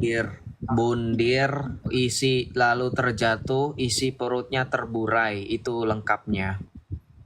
Bukan disalib. Enggak lah, mana ada disalib? Coba disalibnya di mana? Mau ditunjukin. Ya, silakan. Bentar ya. Ya, dia kalau nunjukin Alkitab dia mau, teman-teman, kita minta nih tunjukin ayat Al-Qur'an, gak bakalan mau dia, beneran. Dari dulu di room gua. Alasannya HP adeknya lah, HP inilah, HP-nya lagi inilah, ya kan, Ray ya? Ntar lu. Oke. Matius 27 ayat kelima. Maka ia pun melemparkan uang perak itu ke dalam bait suci pergi dan menggantung diri. Nah, di sini ada titik 3 nih tafsiran di bapak-bapak gereja. Tafsir salah. Ntar lu santai. Santai sih gua, yang gemeteran kan lu, itu kelihatan dari tangan lo. Nah, di sini tafsiran Yerusalem nih. Lihat. Tafsiran siapa tadi lu bilang? Tafsiran bapak-bapak gereja. Ini bukan Islam. Tafsiran bapak-bapak gereja. Tafsiran bapak-bapak gereja lu bilang. Nih, gua tampilin tafsiran bapak gereja lu. Mampus lu, beneran. Iya. Lu tunjukin itu, gue tunjukin nih tafsiran bapak gereja yang beneran. Gak modal lu punya HP. Dari pihak Kristen ini, bukan dari pihak. Gua bacain ya. Oh enggak, itu tafsir Yerusalem itu dari mana? Coba baca yang bener. Itu tafsir dari mana? Gak jelas. Ini dari Yerusalem, bro. Gak jelas. Lihat dulu atau Yerusalem apa bapak gereja? Dah diam. Gue tampilin tafsiran bapak gereja. Kena lu Islam, jangan sok tahu makanya. Ya, jangan sok tahu. Lu tutup kamera, lu malu nih. Gue tampilin tafsiran bapak gereja. Udah diam. Udah tenang. Lu sama Joseph tenang-tenang aja. Gue mah gak bakalan ngomdok kayak nandar kayak guru ndak lo nih. Tafsiran bapak gereja. Matius 27 ayat 5. Bisa bahasa Inggris gak, boy? Then he threw down the piece of silver. Udah diam. Giliran gue tampilin. Itu bukan tafsiran bapak gereja. Lu diketawain lu. Tafsiran bapak gereja ini, bapak gereja. Baca. Then he threw, dan ini Matius 27 ayat 5 kan? Then he threw down the piece of silver in the temple and departed, and went and hanged himself. Augustine of Hippo. Nih, bapak gereja ini baru. Yerusalem bapak gereja, kocak lu. Tahun berapa itu tafsiran? Tahun berapa? Baca. Enggak apa-apa. Lu tampilin, lu diam. Giliran gue yang ngomong. Gue ngomong pakai data. Based on data. Lihat di sini. Ini tahun berapa? 430 Masehi. Lu cari itu tafsir Yerusalem yang lu pakai itu tahun berapa? Bodoh amat. Itu urusan lu, tanggung jawab. Diam. Jangan lu pikir gua orang kayak lu. Berani gak gua kenapa di Ya iya kan gantian. Lu mau ngapain? Lu buktiin, dengerin. Lu buktiin, dengerin ya. Dengerin. Lu kalau cowok, dengerin. Diam. Lu kalau cowok yang dipegang kan omongannya. Lu bilang itu tafsiran bapak gereja. Oke, gua nggak masalah. Mau bapak gereja, mau ibu gereja, mau anak gereja. Kasih gua bukti itu beneran tafsiran bapak gereja. Siapa namanya? Tahun berapa? Nih, Augustine of Hippo tahun 430. Gua nih kasih tahu, lihat. Oke, mana lihat apa? Ini kan Alkitab nih. Iya tahu Alkitab, gue nggak bilang itu kitab lu karena memang di HP lu nggak ada kitab lu kan, terlalu malu untuk membaca kitab lu kan dia. Kebanyakan framing bentar lu. Nggak, terserah mau kebanyakan framing sama faktanya kok. Disuruh nampilin Al-Quran aja lu alasan mulu, HP-nya rusak, HP-nya ini, gelan tafsir ada tampilin Alkitab baru lancar. Mana? Dia kenapa ngomong? Bentar atuh sabar. Nih lihat titik 3. Iya. Nah, di sini nggak minta. Iya. Tafsir oke. Nah, di sini lihat tuh. Nah, di sini nih. Ini ada FUL tuh. Yang FUL bentar. Apaan FUL? Gua Matius ini nih, yang ini nih. FUL apa? Iya FUL apa? Itu mengindikasikan apa? Aduh, turun. Gua maaf ya. Kita nggak mau keterangan goblok di sini, maaf ya.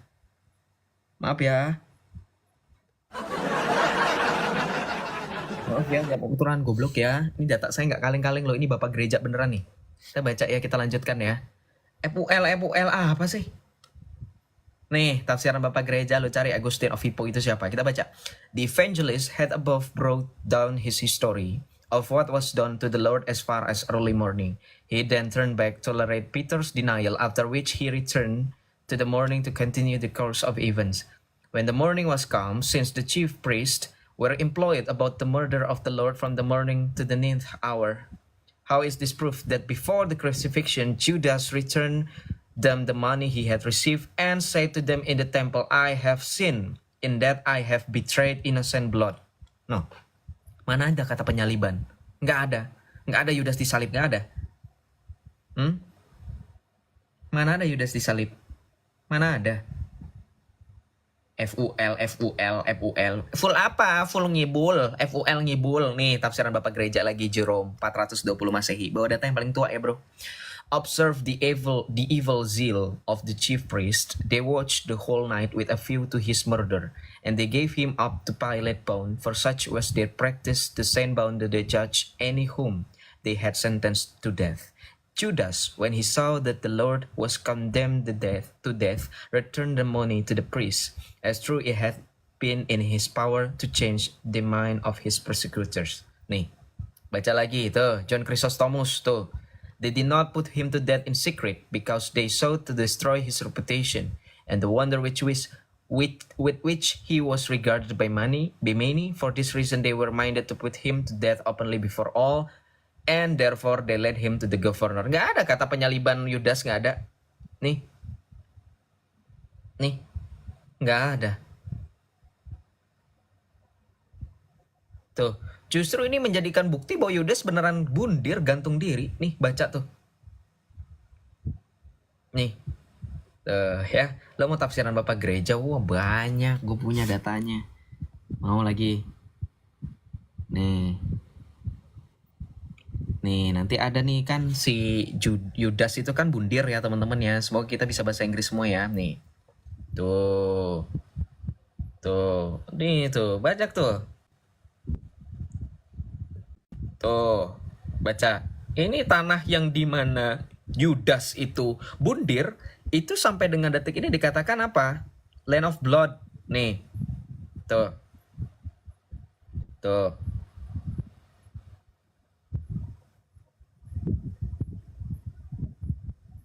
Ya, bundirnya Judas justru di-approve, dikonfirmasi oleh Bapak Gereja. Ya, nih bro ya, kalau mau lawak-lawak di sini kayak Ardiansa dan kawan-kawan sok-sokan ngerti mengenai dalil kitab suci, tafsiran dari Bapak Gereja, ke laut aja ya bro ya. Duh. Tafsiran FUL apa FUL? Itu Bapak Gereja tuh Jerome, Saint John Chrysostom, Augustine of Hippo, ya. Itu Bapak Gereja bro. Yerusalem apa? Yerusalem itu nama tempat, nama kota. Apanya? Tafsiran siapa itu yang saya minta? Ya. Kita lanjut. Tafsir Yerusalem apa? Minta naikkan lagi. Mau ngapain lu? Mau gua tanya balik gak? Kira-kira. Kalau mau ditanya mah gak apa-apa. Kita lanjut ya. Nanti kamu baca lagi fragmen Papias tuh nanti. Mengenai dengan Yudas. Shalom, mama maaf. Selamat malam. Shalom bro, mama maaf. Selamat malam. Halo bro. Halo bro, mama maaf, selamat malam, shalom. Ada yang mau ditanya? Halo. Ya, silakan berbicara. Nggak jelas. Salve bro Joseph, salve. Inikah mental pria itu berani diuji, nggak kayak kamu. Nggak usah framing di bawah. Lu berani nggak diskusi kalau misalkan lu nanya sama gue tanya balik ya. Gue tanya balik ya sekarang ya. Berani nggak? Dari tadi lu udah nanya gue berkali-kali. Gue tanya balik ya. Gue tanya balik. Oke, ayo. Mana? Mas Sep, gue bacain dulu dong. Tadi belum dibacain. Iya, itu tafsir apa? Yang nggak bisa. Tafsir apa itu? Dari pihak Kristen, pokoknya dari pihak Kristen ini. Mana? Pokoknya dari kitab Kristen. Oke, silakan dibaca. Silakan dibaca. Kematian Yudas. Matius mengatakan bahwa Yudas menggantung diri. Sementara kisah para rasul nggak ada kata sementara, nggak usah menambahkan apa yang tidak tertulis, woi. Woi, nggak ada kata Lihat, sementara. lihat. Mana ada kata sementara? Mana ada kata sementara di situ? Aduh, yang gua ngeliat kalau kamera lu belum begini. Jangan turunkan. Mana? Lanjutin gua aja. Mana ada kata Gua- sementara? Nggak mau baca yang benar. Mana ada kata sementara? Mana ada kata sementara? Mana ada kata sementara? Diam dulu atuh. Matius mengatakan bahwa Yudas menggantung diri. Nah, kisah para Rasul 1:18 mencatat bahwa ia tewas karena terjatuh titik. Nah, di sini ada asumsi barangkali yang dilakukan Ada Yudas apa? Ada adalah- apa? Sorry, ada apa? Ini ada asumsi tuh barangkali. Ada tuh. asumsi. Oke, kita garis bawahi dan kita cetak tebal perkataan bro. Diam Ada dulu. asumsi. Nggak Dengar apa-apa. dulu. Lanjut aja. Ada asumsi. Barangkali yang dilakukan Yudas adalah menjatuhkan diri ke atas sebuah tonggak yang telah diruncingkan. Titik ya di sini titik nih. Nah, di sini ada konsensus. Nggak kelihatan sejauh bagaimana lo bisa membenarkan posisi kamera baru kita percaya. Ngeblur gitu kok nggak bisa diem. Puyeng gue juga ngeliatnya. Sabar. Ya, bentar. Gimana nih Itu ceritanya? tafsiran siapa juga gue nggak tahu ya kan? Tafsiran tahun berapa gue juga nggak tahu, ya nggak? Ya ngapain lu halo-halo? Apa hubungannya kocak? Halo-halo, emang di sini operator? Ah PA lu? Dia menggantung. Nggak ada hubungannya. Gue mau dia mau ngomong juga kalau misalnya emang kamera lu ngeblur, mah ngeblur aja bro. Iya, diam atau diam. Diruncingkan. Nah, di sini nih ada titik nih. Nggak Ini titik. kelihatan. Ya, kenapa ya ini? Bentar. Doa Diruncingkan, dulu oke. sih. Makanya gue bilang lu selawat dulu supaya yang lu selawatin itu bisa nyelamatin lu. Disuruh nggak mau. Gue bacain aja dah. Nggak mau, selagi itu nggak terlihat nggak mau. Ya udah, tapi sabar ya, jangan diturunin, sabar tapi. Ya ini dari tadi nggak diturunin. Lu minta Ini 22 dia. tahun, 2 bulan, 23 hari juga gue jabanin. Ini lihat. Tonggak diruncingkan titik tuh. Titik. Nah, di sini ada konsensus. Mati. Konsensus dengan- apa? Mana ada konsensus? Mana ada tulisan konsensus di situ? Ya di sini Mana konsensus, ada- Cok. Gua lanjutin Mana dulu, ada- Dim, panik banget. Nggak panik bisa. Boleh Sabar dulu. melanjutkan, tapi apa yang tertulis itu yang dibaca, jangan lu tambah-tambahin. Gue tadi membacakan apa yang tertulis, nggak yang nggak ada di situ gue tambah-tambahin. Lu mau jangan. ayat Al-Quran lu gue tambah-tambahin? Jangan potong dulu, bentar dulu. Ya kalau gue Sabar. potong karena lu salah. Kalau lu nggak Ya. mau dipotong ya jangan salah bacanya. Ribet Iya. amat. Itu kan jadi ngeblur lagi, bentar. Dibilangin selawat dulu nggak percaya. Sabar. Sabar kalau gue, kan ada dalilnya. Innallaha ma'as-sabirin. Nggak sabar kan lu dari tadi panik. Enggak panik. Ya kalau nggak panik ya udah. Nah, mati dengan menggantung pada masa itu hanya dilakukan dengan cara apa, Sep? Ini, Sep? Dengan cara disalibkan atau apa? Dor, disalibkan. Atau apa? Dor. Atau apa? Dengan cara disalibkan atau apa? Atau disulahkan. Dengerin ya, Rey, nggak usah dardor.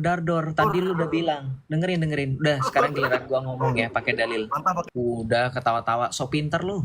Ya yang kayak gini standarnya udah pakai orang pinter. Tadi kita dengar, itu dia ngomong sendiri ngaku, ini baru ada asumsi. First point. Itu titik, ada titik, ayo. Asumsi barangkali. Diam dulu. Giliran gua ngomong. Diam dulu. Itu asumsi. Satu. Kedua, di situ dituliskan barangkali. Ngerti barangkali nggak? Ada Barangkali. titik lagi. Bro, Nah, di sini kata ada titik titik lagi itu tuh. tidak memisahkan paragraf tafsiran. Bro, ngerti nggak bahasa Indonesia? Ini coba bantah pakai data, jangan asumsi. Coba. Ya bisa oke, dulu? bantah pakai data. Sekarang gua tanya. Nih gua tampilin lagi data gua. Iya nih gua tampilin data gua. Lu tampilin data lu itu tahun berapa adanya? Ya udah, Tahun ini berapa pokoknya adanya? Lu gak percaya sama kitab lu? Bukan nggak percaya sama kitab. Harus dong tafsir Al-Quran mau yang gua pakai harus sesuai kan dengan kemauan kamu. Nggak mungkin yang sembarangan, betul nggak? Betul nggak? Kitab Nggak sendiri aja. usah sok-sokan lu, nggak usah sok-sokan. Sekarang kalau gua tanya Al-Quran juga lu kagak becus, kagak bisa, bener nggak? Udah, ini berarti Tadi aja Yudas nggak bisa. Bener ya, Nggak Yudas ada ya? kata disalibkan di situ, nggak ada. Itu barangkali baca yang bener. Bahasa Indonesia berapa sih dulu? Bukan. Hah? Ini disalibkan bacanya. Ini. Iya, baca yang benar. Iya. Barangkali Iya, baca. Iya, yang Barangkali yang dilakukan Barangkali Yudas itu yang adalah baca yang benar. Barangkali. Iya, barangkali. Iya, barangkali yang menjatuhkan diri ke atas Iya, sebuah- barangkali. Jadi ngerti barangkali. Yang gue bahas bukan kalimat selanjutnya. Lu ngerti barangkali nggak? Iya Lu kan ngerti barangkali menjatuhkan diri, bukan Iya, barangkali. barangkali itu artinya apa barangkali?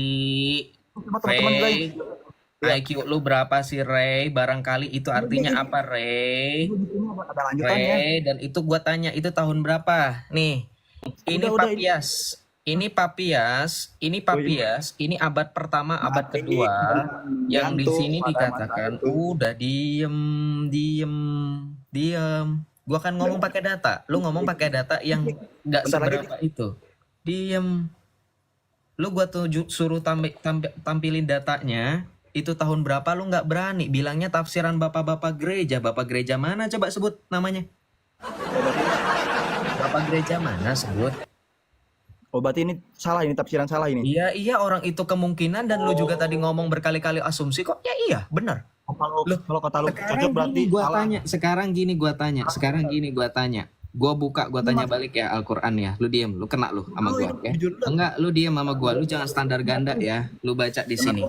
Enggak, lu diem. Sekarang gantian nanya, lu diem. Kalau lu bilang gua panik, sekarang lu buktikan lu nggak panik. Ditanya agama lu pasti bisa, lebih bisa daripada lu ngurusin agama gua. Sekarang baca di sini.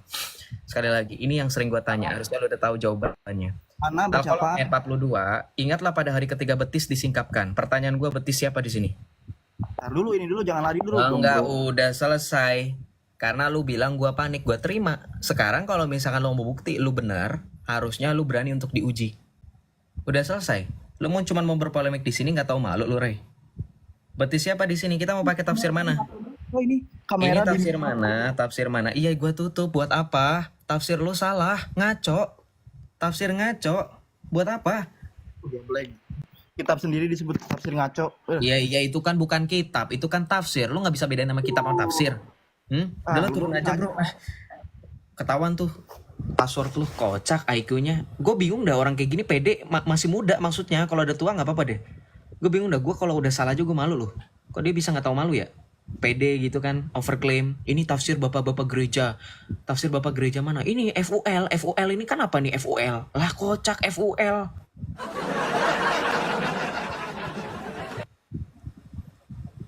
Ada lagi orang Islam di bawah ngedukung. Gue mau bingung. Gue kalau masih jadi Islam gue mau malu beneran. Tafsir bapak gereja apa? FUL. FUL apa bro? Maksudnya udah gitu, maksudnya udah selesai gitu, ngapain dilanjutin gitu kan? Kocak. Harusnya gue tanya dia Islam apa ya? Orang Islam tuh harus gue tanya tuh dia dari golongan apa. Ini Abe lagi. Shalom Abe, selamat malam. Harusnya tanya nih. Malam. Dari 73 golongan kamu antum Islam yang mana? Yang selamat. Yang selamat. Berarti manhajnya siapa yang selamat itu? Ma'ana alaihi wa ashabi. Siapa itu? Abul Hasan Al-Asy'ari atau Ibnu Taimiyah? Jawab jujur. Ya keduanya itu ulama. Keduanya Tidak ada ulama masalah. yakin. Dalam kitab Al-Maqalat As-Sunniyah fi Kasyf Dhalalatin Ahmad Ibnu Taimiyah, Ibnu Hajar Al-Haytami mengkafirkan Ibnu Taimiyah. Sekarang pertanyaan saya, kalau misalkan sama, bagaimana mungkin ulama yang dikafirkan disamakan dengan ulama yang dianggap sebagai ulama yang benar? Jangan bohong. Wah, Haytami sih. Iya, Ibnu Wah, Hajar Al-Haytami. Ibnu Hajar Al-Haytami, iya. Mau saya buktikan kitabnya. Anda tadi bilang Asy'ariyah. Dengerin saya. Abu Saya Musa kan mau Al-Asy'ari. ngutip, dengerin gak usah sok ngerti. Al-Maqalat, kitab Al-Maqalat fi Kasyf, Al-Maqalat As-Sunniyah fi Kasyf Dhalalatin Ahmad Ibnu Taimiyah. Itu kan artinya kumpulan makalah ulama Ahlus Sunnah wal Jamaah. Kumpulan makalah ulama-ulama. Jadi lebih dari satu. Sekarang pertanyaan saya, kalau kamu mengikuti keduanya, pertanyaan saya, memangnya Ibnu Taimiyah mengajarkan konsep tauhid yang sama seperti Abul Hasan Al-Asy'ari? Saya Nggak nggak peduli saya. Anda mau Langsung to the point, menukil apa. langsung to Anda the tadi- point, Anda tadi- langsung to the point, don't you run. Kamu tidak sedang di Bukit Safa dan Marwah, tidak usah sa'i, lari-lari kecil, langsung to the point, buktikan narasi dan klaim kamu yang menganggap kedua ulama itu sama. No, saya nggak minta. Sampai kamu bisa membuktikan poin itu, silakan. Ketika dikatakan Abul Hasan Al-Asy'ari dan Ibnu Taimiyah ulamanya keduanya sama-sama benar, pertanyaan saya, apakah konsep tauhid yang diajarkan oleh dua belah pihak ini sama? sama, khilaf lafzi saja. Khilaf saja. Oke, kita uji Khilaf lafzi. Hilaf lafzi, yakin hilaf lafzi. Terus Sekarang gini, pertanyaan saya. Anda menyebutkan dua tanya. Ini mau lari. Kalau ini hilaf lafzi, apakah ketika saya tanya, Lo gantian lo Oh nanyanya. enggak, ini harus diuji. Enggak, jangan lari. Ini kan breakdown. Sudah selesai itu kalau sudah mentok. Ini masih lanjut. Ketika kamu mengatakan hanya hilaf lafzi, kita uji. Benar nggak hilaf lafzi? Atau jangan-jangan hilaf-hilafan? Sampai nggak selesai-selesai sampai hari kiamat, ya nggak? Nah, saya tanya, konsep Tauhid Abul Hasan al-Asy'ari itu dengan konsep Ibnu Taimiyah yang adalah tri tauhid, rububiyah, uluhiyah, asma wa sifat, apakah sama? Dalilnya di mana? Open cam, kamu bisa open cam. Tampilkan datanya. Beban pembuktian ada di kamu, bukan di saya. Anda yang membawa data. Oh, Kita kok saya yang koreksi bawa data Anda. data? Saya yang Lah iya bertanya, kamu menjawab pakai data. Otak kamu di mana? Kamu yang mengklaim sama, kamu yang mengklaim tauhidnya sama. Datanya di mana? Datanya di mana yang mengatakan itu sama? Komparasi ini loh tauhidnya Ibnu Taimiyah, ini loh tauhidnya Abu Hasan Asy'ari, ini loh persamaannya, kok malah saya yang suruh nunjukin otaknya di mana? Kamu yang on cam, ini imanmu bukan iman saya. Paham? Nggak usah takiyah di sini. Silakan tampilkan datanya. Al-Haytami, tadi Anda menyebutkan Al-Haytami kan? Udah buka. Udah lewat. Itu Hajar Al-Haytami itu dalam kitab Al-Maqalat As-Sunniyah fi Kasyf Dalatin Ahmad Ibnu Taimiyah itu nanti kalau misalkan kamu sudah membuktikan bahwa hilaf-hilafnya itu hilaf lafzi. Sekarang buktikan konsep tauhidnya, kamu comparing sama atau enggak. Saya minta kok, itu kayaknya sulit banget padahal itu basic loh. Saya langsung ketemu nih datanya. Tapi saya nggak mau saya yang nampilin, kamu aja karena kamu yang punya beban pembuktian. Saya ini jadikan data ini sebagai pembantah ketika kamu udah takiyah. Silakan. Tampilkan Anda jangan mute saya. Jangan mute ketika Kalau kamu mau tidak bisa diskusi, berdiskusi secara kalau tertib. Silahkan, saya minta kamu open cam tampilkan data. Saya tidak minta kamu untuk nyumbang 1 juta rupiah. Saya minta kamu buktikan standing position kamu, datanya di mana. Tuh, saya udah undang untuk. Silakan. Udah lebih 5 kali loh saya di mute. Iya, mau Diskusi lebih apa dari ini? berapa kali, mau lebih dari berapa kali. Diskusi apa yang mau diharapkan dengan diskusi kayak gini? Nggak ada yang Anda kalau diharapkan mau- kalau misalkan orang Anda yang seperti kamu kalau memang mau nggak ada yang fair. bisa diharapkan. Dengerin Abe, dengerin Abdul. Nggak ada yang bisa diharapkan memang kalau misalnya diskusi dengan orang seperti kamu yang nggak mau jujur. Betul. Ngapain kamu tanya? Kocak. Kamu bisa nggak tampilin Kapan saya data? nggak Iya, kalau misalkan kamu nggak jujur. Kenapa saya bilang kamu nggak Kapan jujur? saya nggak jujur? Oke, sambil Kapan kan saya nggak datanya. jujur? Di mana Sekarang kebohongan tampilkan saya? datanya. Oke, kamu bohong karena Di mana kamu kebohongan saya? kamu bohong karena kamu overclaim nggak ada datanya. Silakan. Kamu bilang katanya konsep tauhidnya sama. Di mana? Itu hanyalah metode pembelajaran untuk memahamkan orang bahwa Allah, Terserah mau metode kah, mau solusi kah, mau apakah. bagaimana supaya Allah Subhanahu wa taala itu ditanzih. Saya minta tampilkan data, tuh kan? Gimana coba? Jadi semua itu untuk mensucikan Allah Subhanahu wa taala, Mau disucikan, mau diapakan, data. tidak disamakan dengan makhluknya. Saya minta data, kalau nggak minta disamakan, nanti ada loh babnya di mana Ibnu Taimiyah oleh Ibnu Hajar Al-Taimi dikatakan sebagai kafir dan ateis karena menjisimkan Allah, menyifati Namanya Allah dengan basic, arah. namanya basic Nggak itu ada sederhana. nama-namanya. Ketika kamu sudah klaim, mana narasi datanya itu, mana datanya? Ayo. Basic. Anda mute saya udah berapa kali? Ya Kalau udah berapa kali juga Anda ngomong nggak pakai data, kalau nggak berani bilang. Ya nggak beranilah kalau misalkan saya diskusi dengan orang yang menjerumuskan kita kepada kebodohan tanpa ada data. Gimana? Ini saya mau nampilin data loh, bener loh. Bener loh, saya nggak bohong loh. Bener loh. Saya nggak bohong loh. Silakan Oh, yaudah. ditampilkan datanya. Saya minta tampilin data, Anda juga harus tampilin data ya. Kalau Anda nggak minta tampilin data, saya turun ke Anda. Anda pertama mengklaim bahwa Udah diem. Kan giliran gua. Kalau giliran gue ya lu diem. Ayo. Yang bener dong, Dul. Udah giliran gua, kan gue yang suruh tampilin data. Masa lu yang ngomong, enak amat. Data-data gua. Lu jual, gua beli. gantian dong, gantian. Nggak bisa gantian. Gantian. Lu nggak gantian apa? Orang lu nggak ada data. Kocak nih orang nih, punya naik pakai otak gak sih? Nih, datanya. Nih. Al-Maqalatus Sunniyah fi Kasyf Dalalatin Ahmad Ibnu Taimiyah. Kumpulan makalah Ahlus Sunnah wal Jamaah terkait kesesatan Ahmad Ibnu Taimiyah. Nih. Kita buka di makalah ke-11. Diam ya. Lu bilang katanya sama. Lu lihat nih. Ya. Kita di sini. Baca. Kena lo. Syekh Ibnu Hajar Al-Haytami yang wafat di abad 10. Oh, terjemahan. Dalam bahasan kesunnah. Iyalah, kenapa memang? Kalau misalkan Arab full nanti kayak tadi nggak mau jujur. Dah, lu turun aja. Kocak. pede banget, makanya gue bilang dari tadi, aduh. Guys, dia tuh seolah-olah harus pakai bahasa asli, guys. Tadi teman-teman pada nyimak gak ketika saya tampilkan dalil dalam full bahasa Arab, saya suruh dia terjemahin berkali-kali, dia nggak mau terjemahin. Yang kayak gitu pede. Makanya supaya kita nggak kena tipu, kita pakai terjemahan, betul nggak teman-teman? Loh, kalau kamu mempermasalahkan terjemahan nih, Joseph itu nggak pernah beli buku kaleng-kaleng, kita lihat di sini. Enak aja lu.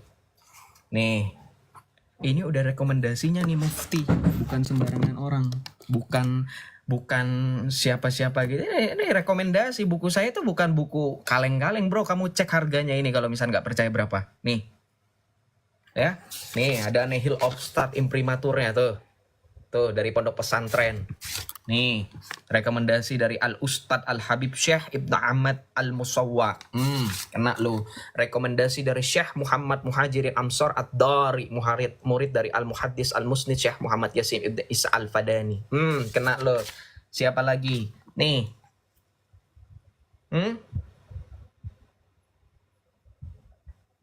Enak kan lu? Tebelnya berapa Sep? Tebelnya nih lu gue kasih tahu nih. Tuh. Hampir 1.000 guys, nggak usah dibeli, nggak penting. Ya kenapa? Dibeli juga kayak gituin guys, beneran. Gue sering bilang kan, saya sorry curhat dikit teman-teman. Saya sering bilang kan besok kalau misalkan ada, ketika ini kan pernah sering gue bawa nih kalau diskusi sama si Ripa sama si Nandar. Mereka jawabnya apa? Itu bukunya, kamu nggak punya guru, kamu nggak boleh baca Joseph, percuma kamu bawa ini nggak ngerti. Gue bakar aja besok gue live, ya nggak?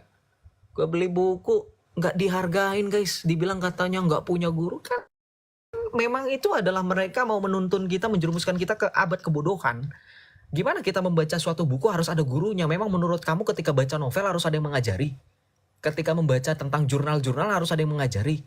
Otaknya itu picik gitu, jadi mereka memang mencari cara, beragam cara untuk mendistorsi seolah-olah kita akan kembali ke abad kegelapan gitu. Padahal buku itu jendela dunia loh. Kenapa saya beli buku? Saya sudah sering bilang, teman-teman yang Kristen gak usah worry, gak usah, apakah saya harus juga wajib beli buku Islamologi? Enggak, saya bilang. Kenapa? Ini saya hanya refreshing. Dan ini hanya sebagai antisipasi dari mereka kalau teman-teman sering perhatikan ketika diskusi dengan kita. Ketika kita tampilkan secara online, mereka kan sering tuduh, oh itu PDF dibuat. Nah sekarang, berani gak mereka? Punya otak gak mereka? Punya hati nurani gak mereka ketika mereka bilang ini buku buatan Joseph? Serajin apa saya bikin buku kayak gini? Nulis sendiri, ngetik sendiri, nyatet sendiri, nerjemahin sendiri, nerbitin sendiri, ya. Kayak gue bilang kalau kan ada omongan kan, ada ungkapan omongan adalah dua. Tapi kita lanjut ya, sorry. Jadi curhat kemana-mana. Ini tadi kan dia bilang sebenarnya Ibnu Taimiyah itu sebagai orang yang katanya sama dengan ulama lainnya. Ini silahkan lihat sendiri. Wah parah nih teman-teman Sunni nih, Wahabi dibilang sama nih. Telah dikafir. Baca sendirian nanti gue dilaporin. Kalau ada yang menuntut aja nih buku ini nih. Ya.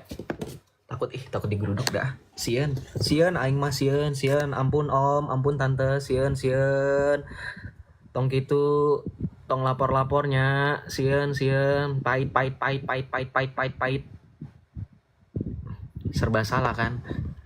Congor doang gua dilaporin. Pakai data dilaporin. Coba teman-teman yang Islam.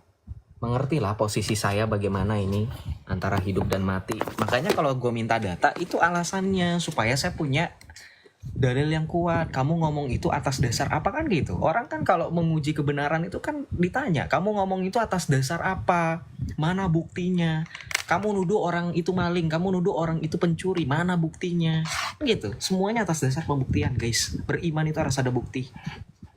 Baca Ibrani 11. Apa dikatakan di dalam Ibrani 11, kita baca. Makanya beriman itu bukannya beriman buta, ya. Kita baca Ibrani 11. Ya, kita baca. Iman adalah dasar dari segala sesuatu yang kita harapkan dan bukti dari segala sesuatu yang tidak kita lihat. Sebab oleh imanlah telah diberikan kesaksian kepada nenek moyang kita. Karena iman kita mengerti bahwa alam semesta dijadikan oleh firman Allah. Sehingga apa yang kita telah lihat, apa yang kita lihat telah terjadi dari apa yang tidak dapat kita lihat. Tuh. Ya. Makanya dalam ungkapan Santo Anselmus dari Canterbury itu bilang kan, fides quaerens intellectum, iman yang mencari pemahaman. Gitu. Nggak usah bahas orang-orang Saya maksudnya itu lagi menyindir orang-orang yang kalau misalkan dalam dialog atau dalam diskusi lintas iman itu mudah tersinggung. Memang kalian sudah tahu bahwa dalam ranah iman itu sensitif, ya jangan nyalahin saya. Nyalahin sama lawan bicara saya yang cuma modal nekat berpolemik seperti Mas Rey atau Abe tadi. Bermain dengan mental dan psikologi itu kan sebenarnya cara yang murahan dalam dialog. Kayak contoh Nandar itu kan mempermainkan emosi Ardiansa, mempermainkan bocil wah Joseph ini apa longor dan seterusnya, itu cara yang titik yang paling rendah dalam diskusi adalah ketika lawan berbicaramu itu menyerang pribadi ad hominem. Makanya argumentum ad hominem itu salah satu logical fallacy yang menurut saya kategorinya paling rendah gitu, karena tidak ada argumentasi yang dibantah malah menyerang pribadi. Nah itu ya kayaknya kalau dosen itu mengerti deh harusnya.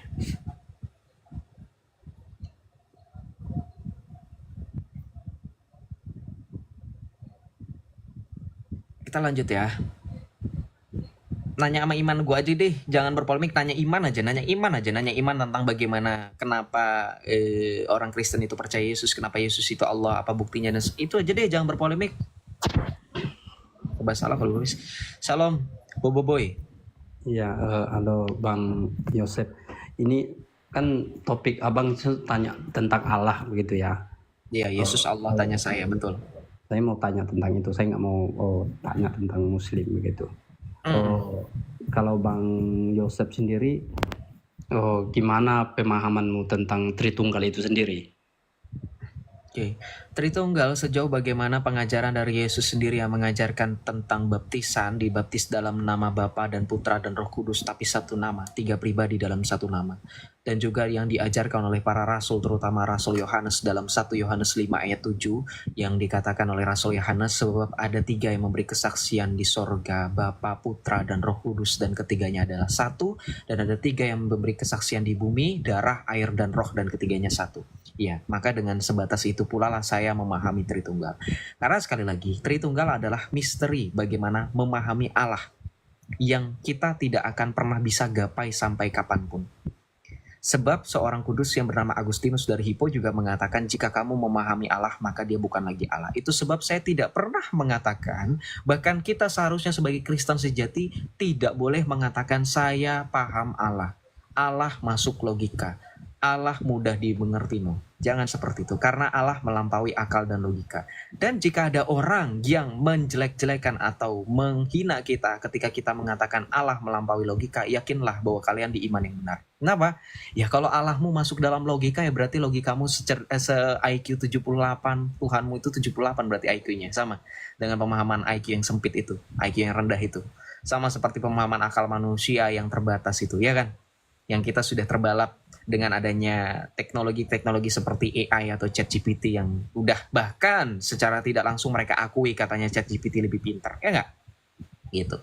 Jadi sekali lagi Tritunggal berbicara mengenai kebagaimanaan Allah, Allah yang esa.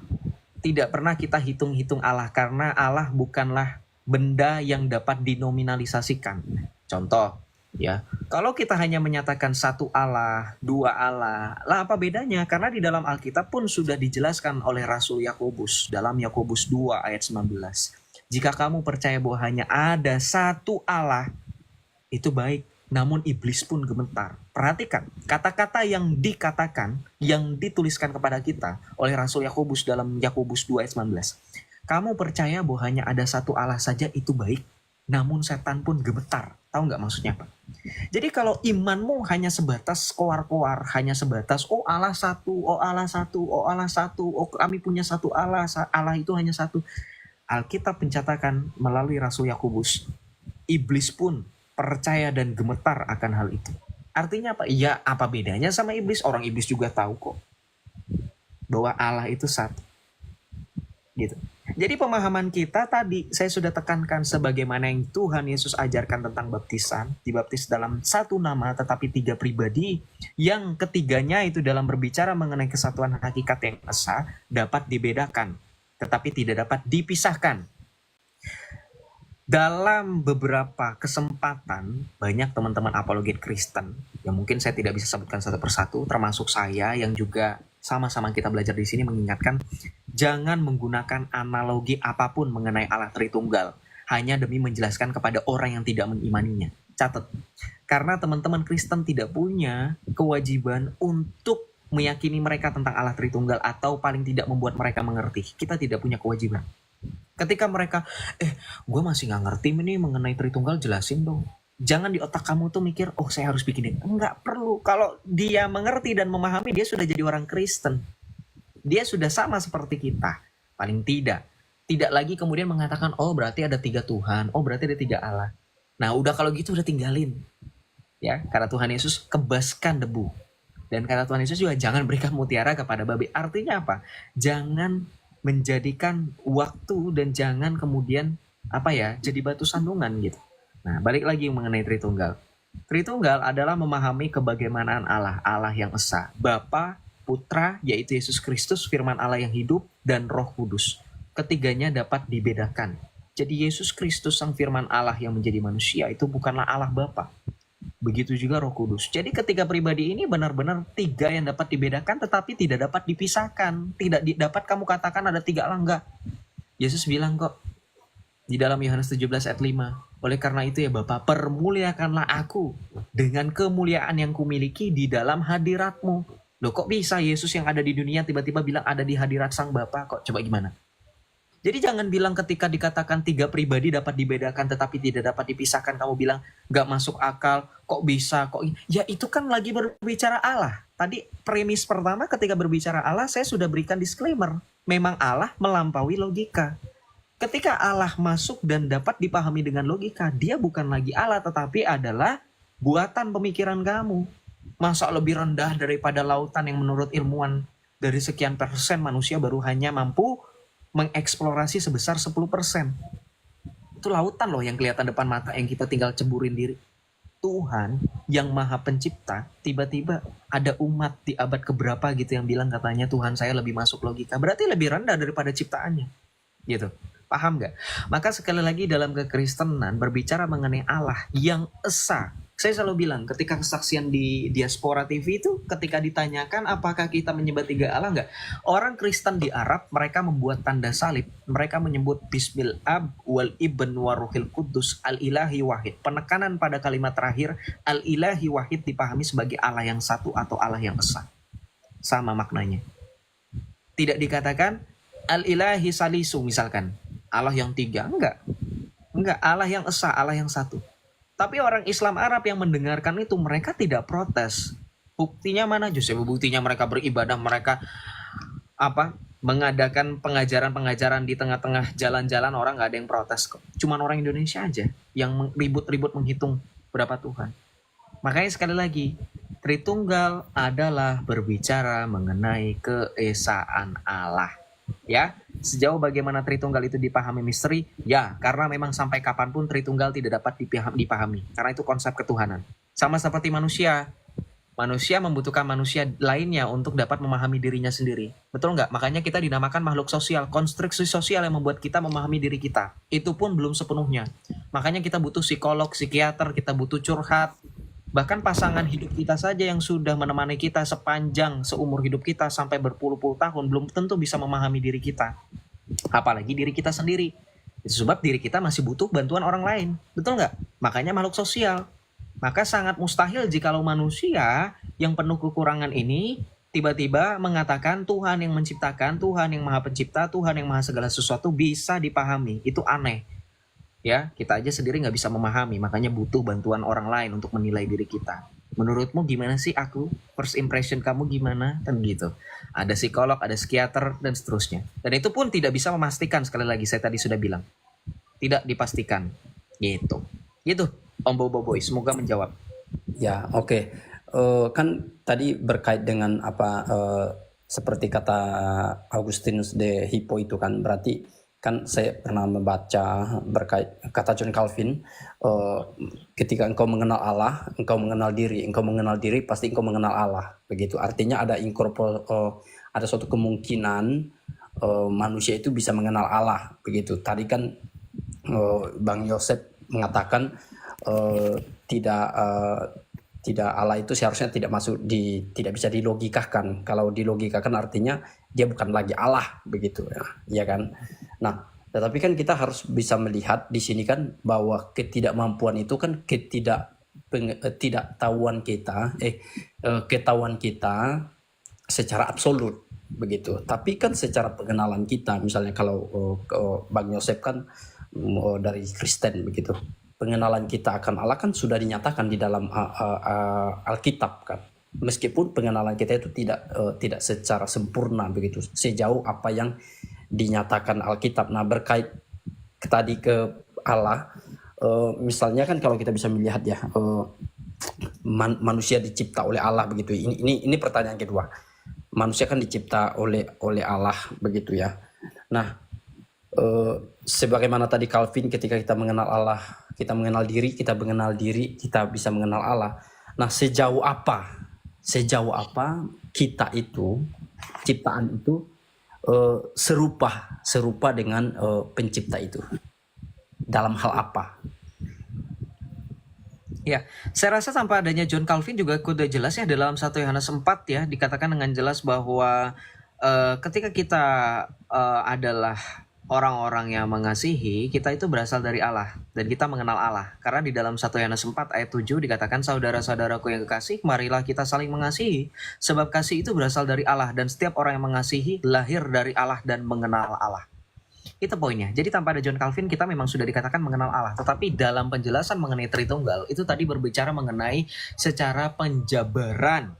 Ketika ada orang yang mengatakan Allah bisa masuk logika, itu maksudnya menyempitkan, membatasi kuasa Allah. Kan tadi makanya saya kasih contoh studi kasus ketika ada orang yang mengatakan, oh berarti Tuhannya tetap ada 3 tuh, nggak bisa tuh Esa, tetapi 3 pribadi. Itu makanya saya tadi kasih contoh kalau Bang Boboiboy menyimak gitu ya. Nah, ketika berbicara sekali lagi mengenai pengenalan akan Allah, memang tanpa adanya John Calvin, once again saya bilang di dalam 1 Yohanes 4 ayat 7 dikatakan kita yang saling mengasihi ini sudah dikatakan kita berasal dari Allah dan mengenal Allah karena Allah adalah kasih, kan gitu. Nah, balik lagi berbicara mengenai penciptaan manusia. Manusia itu memang dituntut untuk mengenali Allahnya. Tetapi sejauh bagaimana Allah menyatakan diri seperti yang diwahyukan melalui Alkitab yang telah dituliskan oleh para nabi dan para rasul, kita memahaminya Allah itu dari pengakuan iman rasul. Itu sebab kita kekristenan tidak pernah terlepas dari pengakuan iman rasul. Ini kan definisi yang sangat konkret yang selalu saya katakan, ketika kamu ingin mengenal Yesus yang adalah firman Allah yang hidup, kamu tidak mungkin mengenal dia dari orang-orang yang tidak pernah bertemu dan mengenal dia. Contoh, kamu mengenal Yesus dari orang yang mengaku sebagai nabi yang muncul di abad ke-7. Itu sangat tidak mungkin. Pengenalan akan Yesus akan bisa kita terima jikalau kita dapatkan itu dari pengajaran dari murid-murid langsung bertemu dan berbicara kepada Yesus, itulah para rasul. Makanya kita punya pengakuan iman rasuli. Kita beriman sebagaimana para rasul beriman kepada Yesus. Betul nggak? Itu sebab kita mengenal Yesus seperti bagaimana kita mengenal Yesus seperti bagaimana para rasul mengenal Yesus.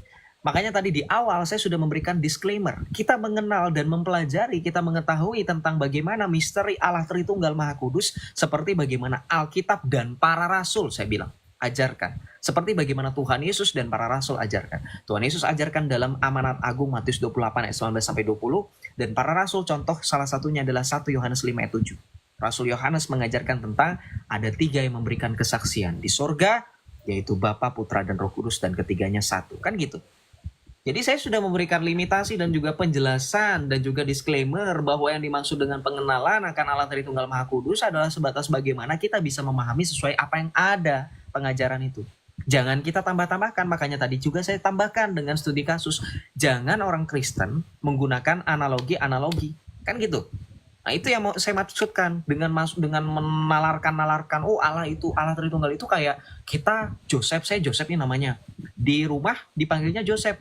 Di tempat kerja dipanggilnya Jojo, di tempat tongkrongan dipanggilnya Sep gitu. Oh enggak, seperti itu kan salah. Makanya saya bilang itulah yang kemudian menjerumuskan pemahaman salah yang akan mempengaruhi pemahaman tentang Allah Tritunggal, kan gitu. Kan ada orang yang menjelaskan kayak gitu kan. Beberapa waktu lalu sempat viral video TikTok itu ada oknum pendeta yang mengajarkan itu salah. Ada lagi yang mengajarkan seperti itu dan kemudian jadi pengajaran yang berkelanjutan. Jadi orang-orang karena nganggap itu analogi yang masuk akal diterima. Padahal itu adalah sekte yang telah dikutuk oleh gereja, itu Sabellius, yang mengajarkan bahwa 3 pribadi itu adalah 3 karakter dalam satu pribadi. Bapa, Putra, dan Roh Kudus itu bukan 3 pribadi, tetapi 3 sifat dalam satu pribadi. Itu yang salah.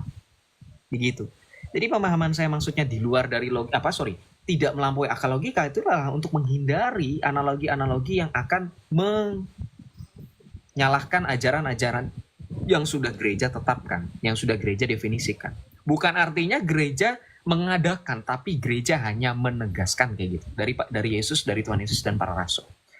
Tapi Bu, ya kalau misalnya ada teman-teman yang salah paham ya jangan langsung dihakimi, dikasih tahu yang benarnya gimana. Nah, ini makanya saya bilang karena kita sesuai ungkapan lebih baik mencegah daripada mengobati, ya kalau bisa dari sekarang kita kasih tahu juga, sama-sama belajar dengan teman-teman yang sedang menyimak. Jangan menggunakan lagi analogi-analogi, apalagi boboiboy ya kan, karena kebetulan nama kamu boboiboy gitu, kayak kuasa boboiboy terpecah jadi 3, nanti jadi 1 lagi, terus nanti kalau misalkan butuh apa-apa nanti pecah jadi 2, pecah. Nah, itu ya juga salah kan. Kan pribadi Allah itu Bapa, Putra, dan Roh Kudus sejak kekekalan sampai kekekalan adalah kesatuan hakikat yang tidak dapat dipisahkan. Nggak ada Bapak duluan, Yesus duluan, Roh Kudus duluan, ini belakangan, nggak ada. Gitu ya. Bapa adalah sumber tanpa pangkal, tetapi Yesus yang adalah mengatakan di dalam Injil Yohanes, segala yang Bapa punya adalah aku punya, karena mereka satu kesatuan. Ketika Yesus ingin mengutus Roh Kudus dalam Injil Yohanes bab 16, Yesus mengatakan apa yang Bapa punya adalah aku punya. Itu untuk menyatakan kesetaraan. Maka juga dengan tegas dalam Yohanes 10 ayat 30 Yesus mengatakan aku dan Bapa adalah satu. Itu menyatakan kesatuan hakikat dan kesetaraan. Ya, makanya juga dalam Yohanes 17 ayat 5 ketika Tuhan Yesus mengatakan permuliakanlah aku di dalam hadiratmu sebelum segala sesuatu ada. Itu kan juga menjelaskan. Gitu. Sebelum segala sesuatu ada, Yesus sudah ada. Sang firman Allah yang menjadi manusia itu sudah ada. Artinya kesetaraan dengan Sang Bapa. Oke Bang Yosep. Ini yang tadi ada lagi yang pertanyaan saya pikir belum terlalu jawab. Tapi tadi pengenalan yang sangat pengenalan manusia akan Allah itu sangat limited begitu, sehingga kita tidak berani multi tafsir ya dalam itu, termasuk juga kekeliruan yang terjadi di luar kekristenan. Mereka menafsir tentang Allah itu sehingga salah kan, mereka sulit logika kemanusiaannya dipakai mengukur Allah yang besar begitu. Berat rasanya menerima Allah yang berinkarnasi menjadi manusia. Lebih mudah bagi mereka untuk manusia menjadi Allah, padahal kan sesuatu yang sulit manusia menjadi Allah, yang gampang itu Allah menjadi manusia, kan itu yang gampang. Nah tadi Bang Yosep sudah menegaskan lagi, artinya kita memang harus berhati-hati. Nah tadi yang berkait itu kan perihal bagaimana kita bisa mengenal Allah begitu. Nah pengenalan kita akan Allah sama dengan pengenalan dengan diri kita, sehingga kita mengenal diri kita, menghargai diri kita juga. Teman-teman yang mungkin merusak hidupnya dan lain bisa mengenal diri karena kalau mereka bisa mengenal Allah dengan baik. Nah pengenalan ini yang mau saya tanyakan, pengenalan kita ini ya yang menjadikan kita segambar dengan Allah, yang bisa kita mengenal Allah di dalam diri kita ini apa itu loh, sehingga yang katanya itu mengenal Allah seperti tadi kan Bang Yosep kan, saya kan kutip kata-kata John Calvin, tapi ya John Calvin namanya pasti biblically kan begitu. Nah kalimat yang kita mengenal Allah, mengenal diri, mengenal Allah itu di dalam bagian apa di dalam diri kita yang kita kenali sehingga kita itu bisa mengenal Allah gitu loh. Kesegambarannya itu apa? Misalnya saya melihat Bang Yosep nih, saya melihat Bang Yosep, tapi saya bisa melihat Allah begitu, mengenal Allah gitu, memiliki pengenalan dengan Allah. Boleh nggak saya potong? Ketika kamu mengutip John Calvin, ini saya agak ragu. John Calvin mengatakan mengenal diri sendiri sama dengan mengenal manusia. Bagaimana mengenali diri sendiri? John Calvin mengajarkan dalam teologi tulip itu total depravity, mengutip Roma 3:23 kok, karena semua orang telah berbuat dosa dan telah kehilangan kemuliaan Allah. Ya benar, saya tahu di dalam tulip 5 tulip itu jangan dipahami secara absolut. Manusia yang jatuh rusak total itu pengenalannya yang maksudnya kembali kepada Allah itu yang tidak bisa. Tetapi bukan berarti dia tidak bisa berbuat baik. Jadi di situ kerusakan total itu tidak absolut. Artinya orang yang misalnya orang yang tidak bertobat, orang yang tidak di dalam Kristus juga dia tahu berbuat baik. Jadi kerusakan total itu jangan dinilai bahwa manusia itu mati Mati di dalam artian ya kita mendefinisikannya dia mati, dia tidak sakit, dia tidak demam. Orang mati tidak ada keinginan kembali kepada Allah itu. Itu poinnya. Total depravity itu jangan dinilai, oh dia itu nggak bisa berbuat baik. Nah, pengenalan kan ada wahyu umum begitu ya kan, wahyu umum, wahyu khusus begitu. Nah, di dalam manusia ini ada moral, moral yang natur yang di Tuhan taruh. Nah, dalam hal apa saya mengenal Bang Yosef itu, saya bisa mengenal Allah gitu loh. Di dalam Saya sudah bilang dengan bagaimana tadi saya sudah memberikan analogi bahwa manusia sendiri pun tidak dapat memahami dirinya sendiri. Ini pemahaman dari mana? Kalau manusia mengenali dirinya bisa mengenali Allah. Berarti sampai kapanpun kita tidak bisa mengenali Allah dong.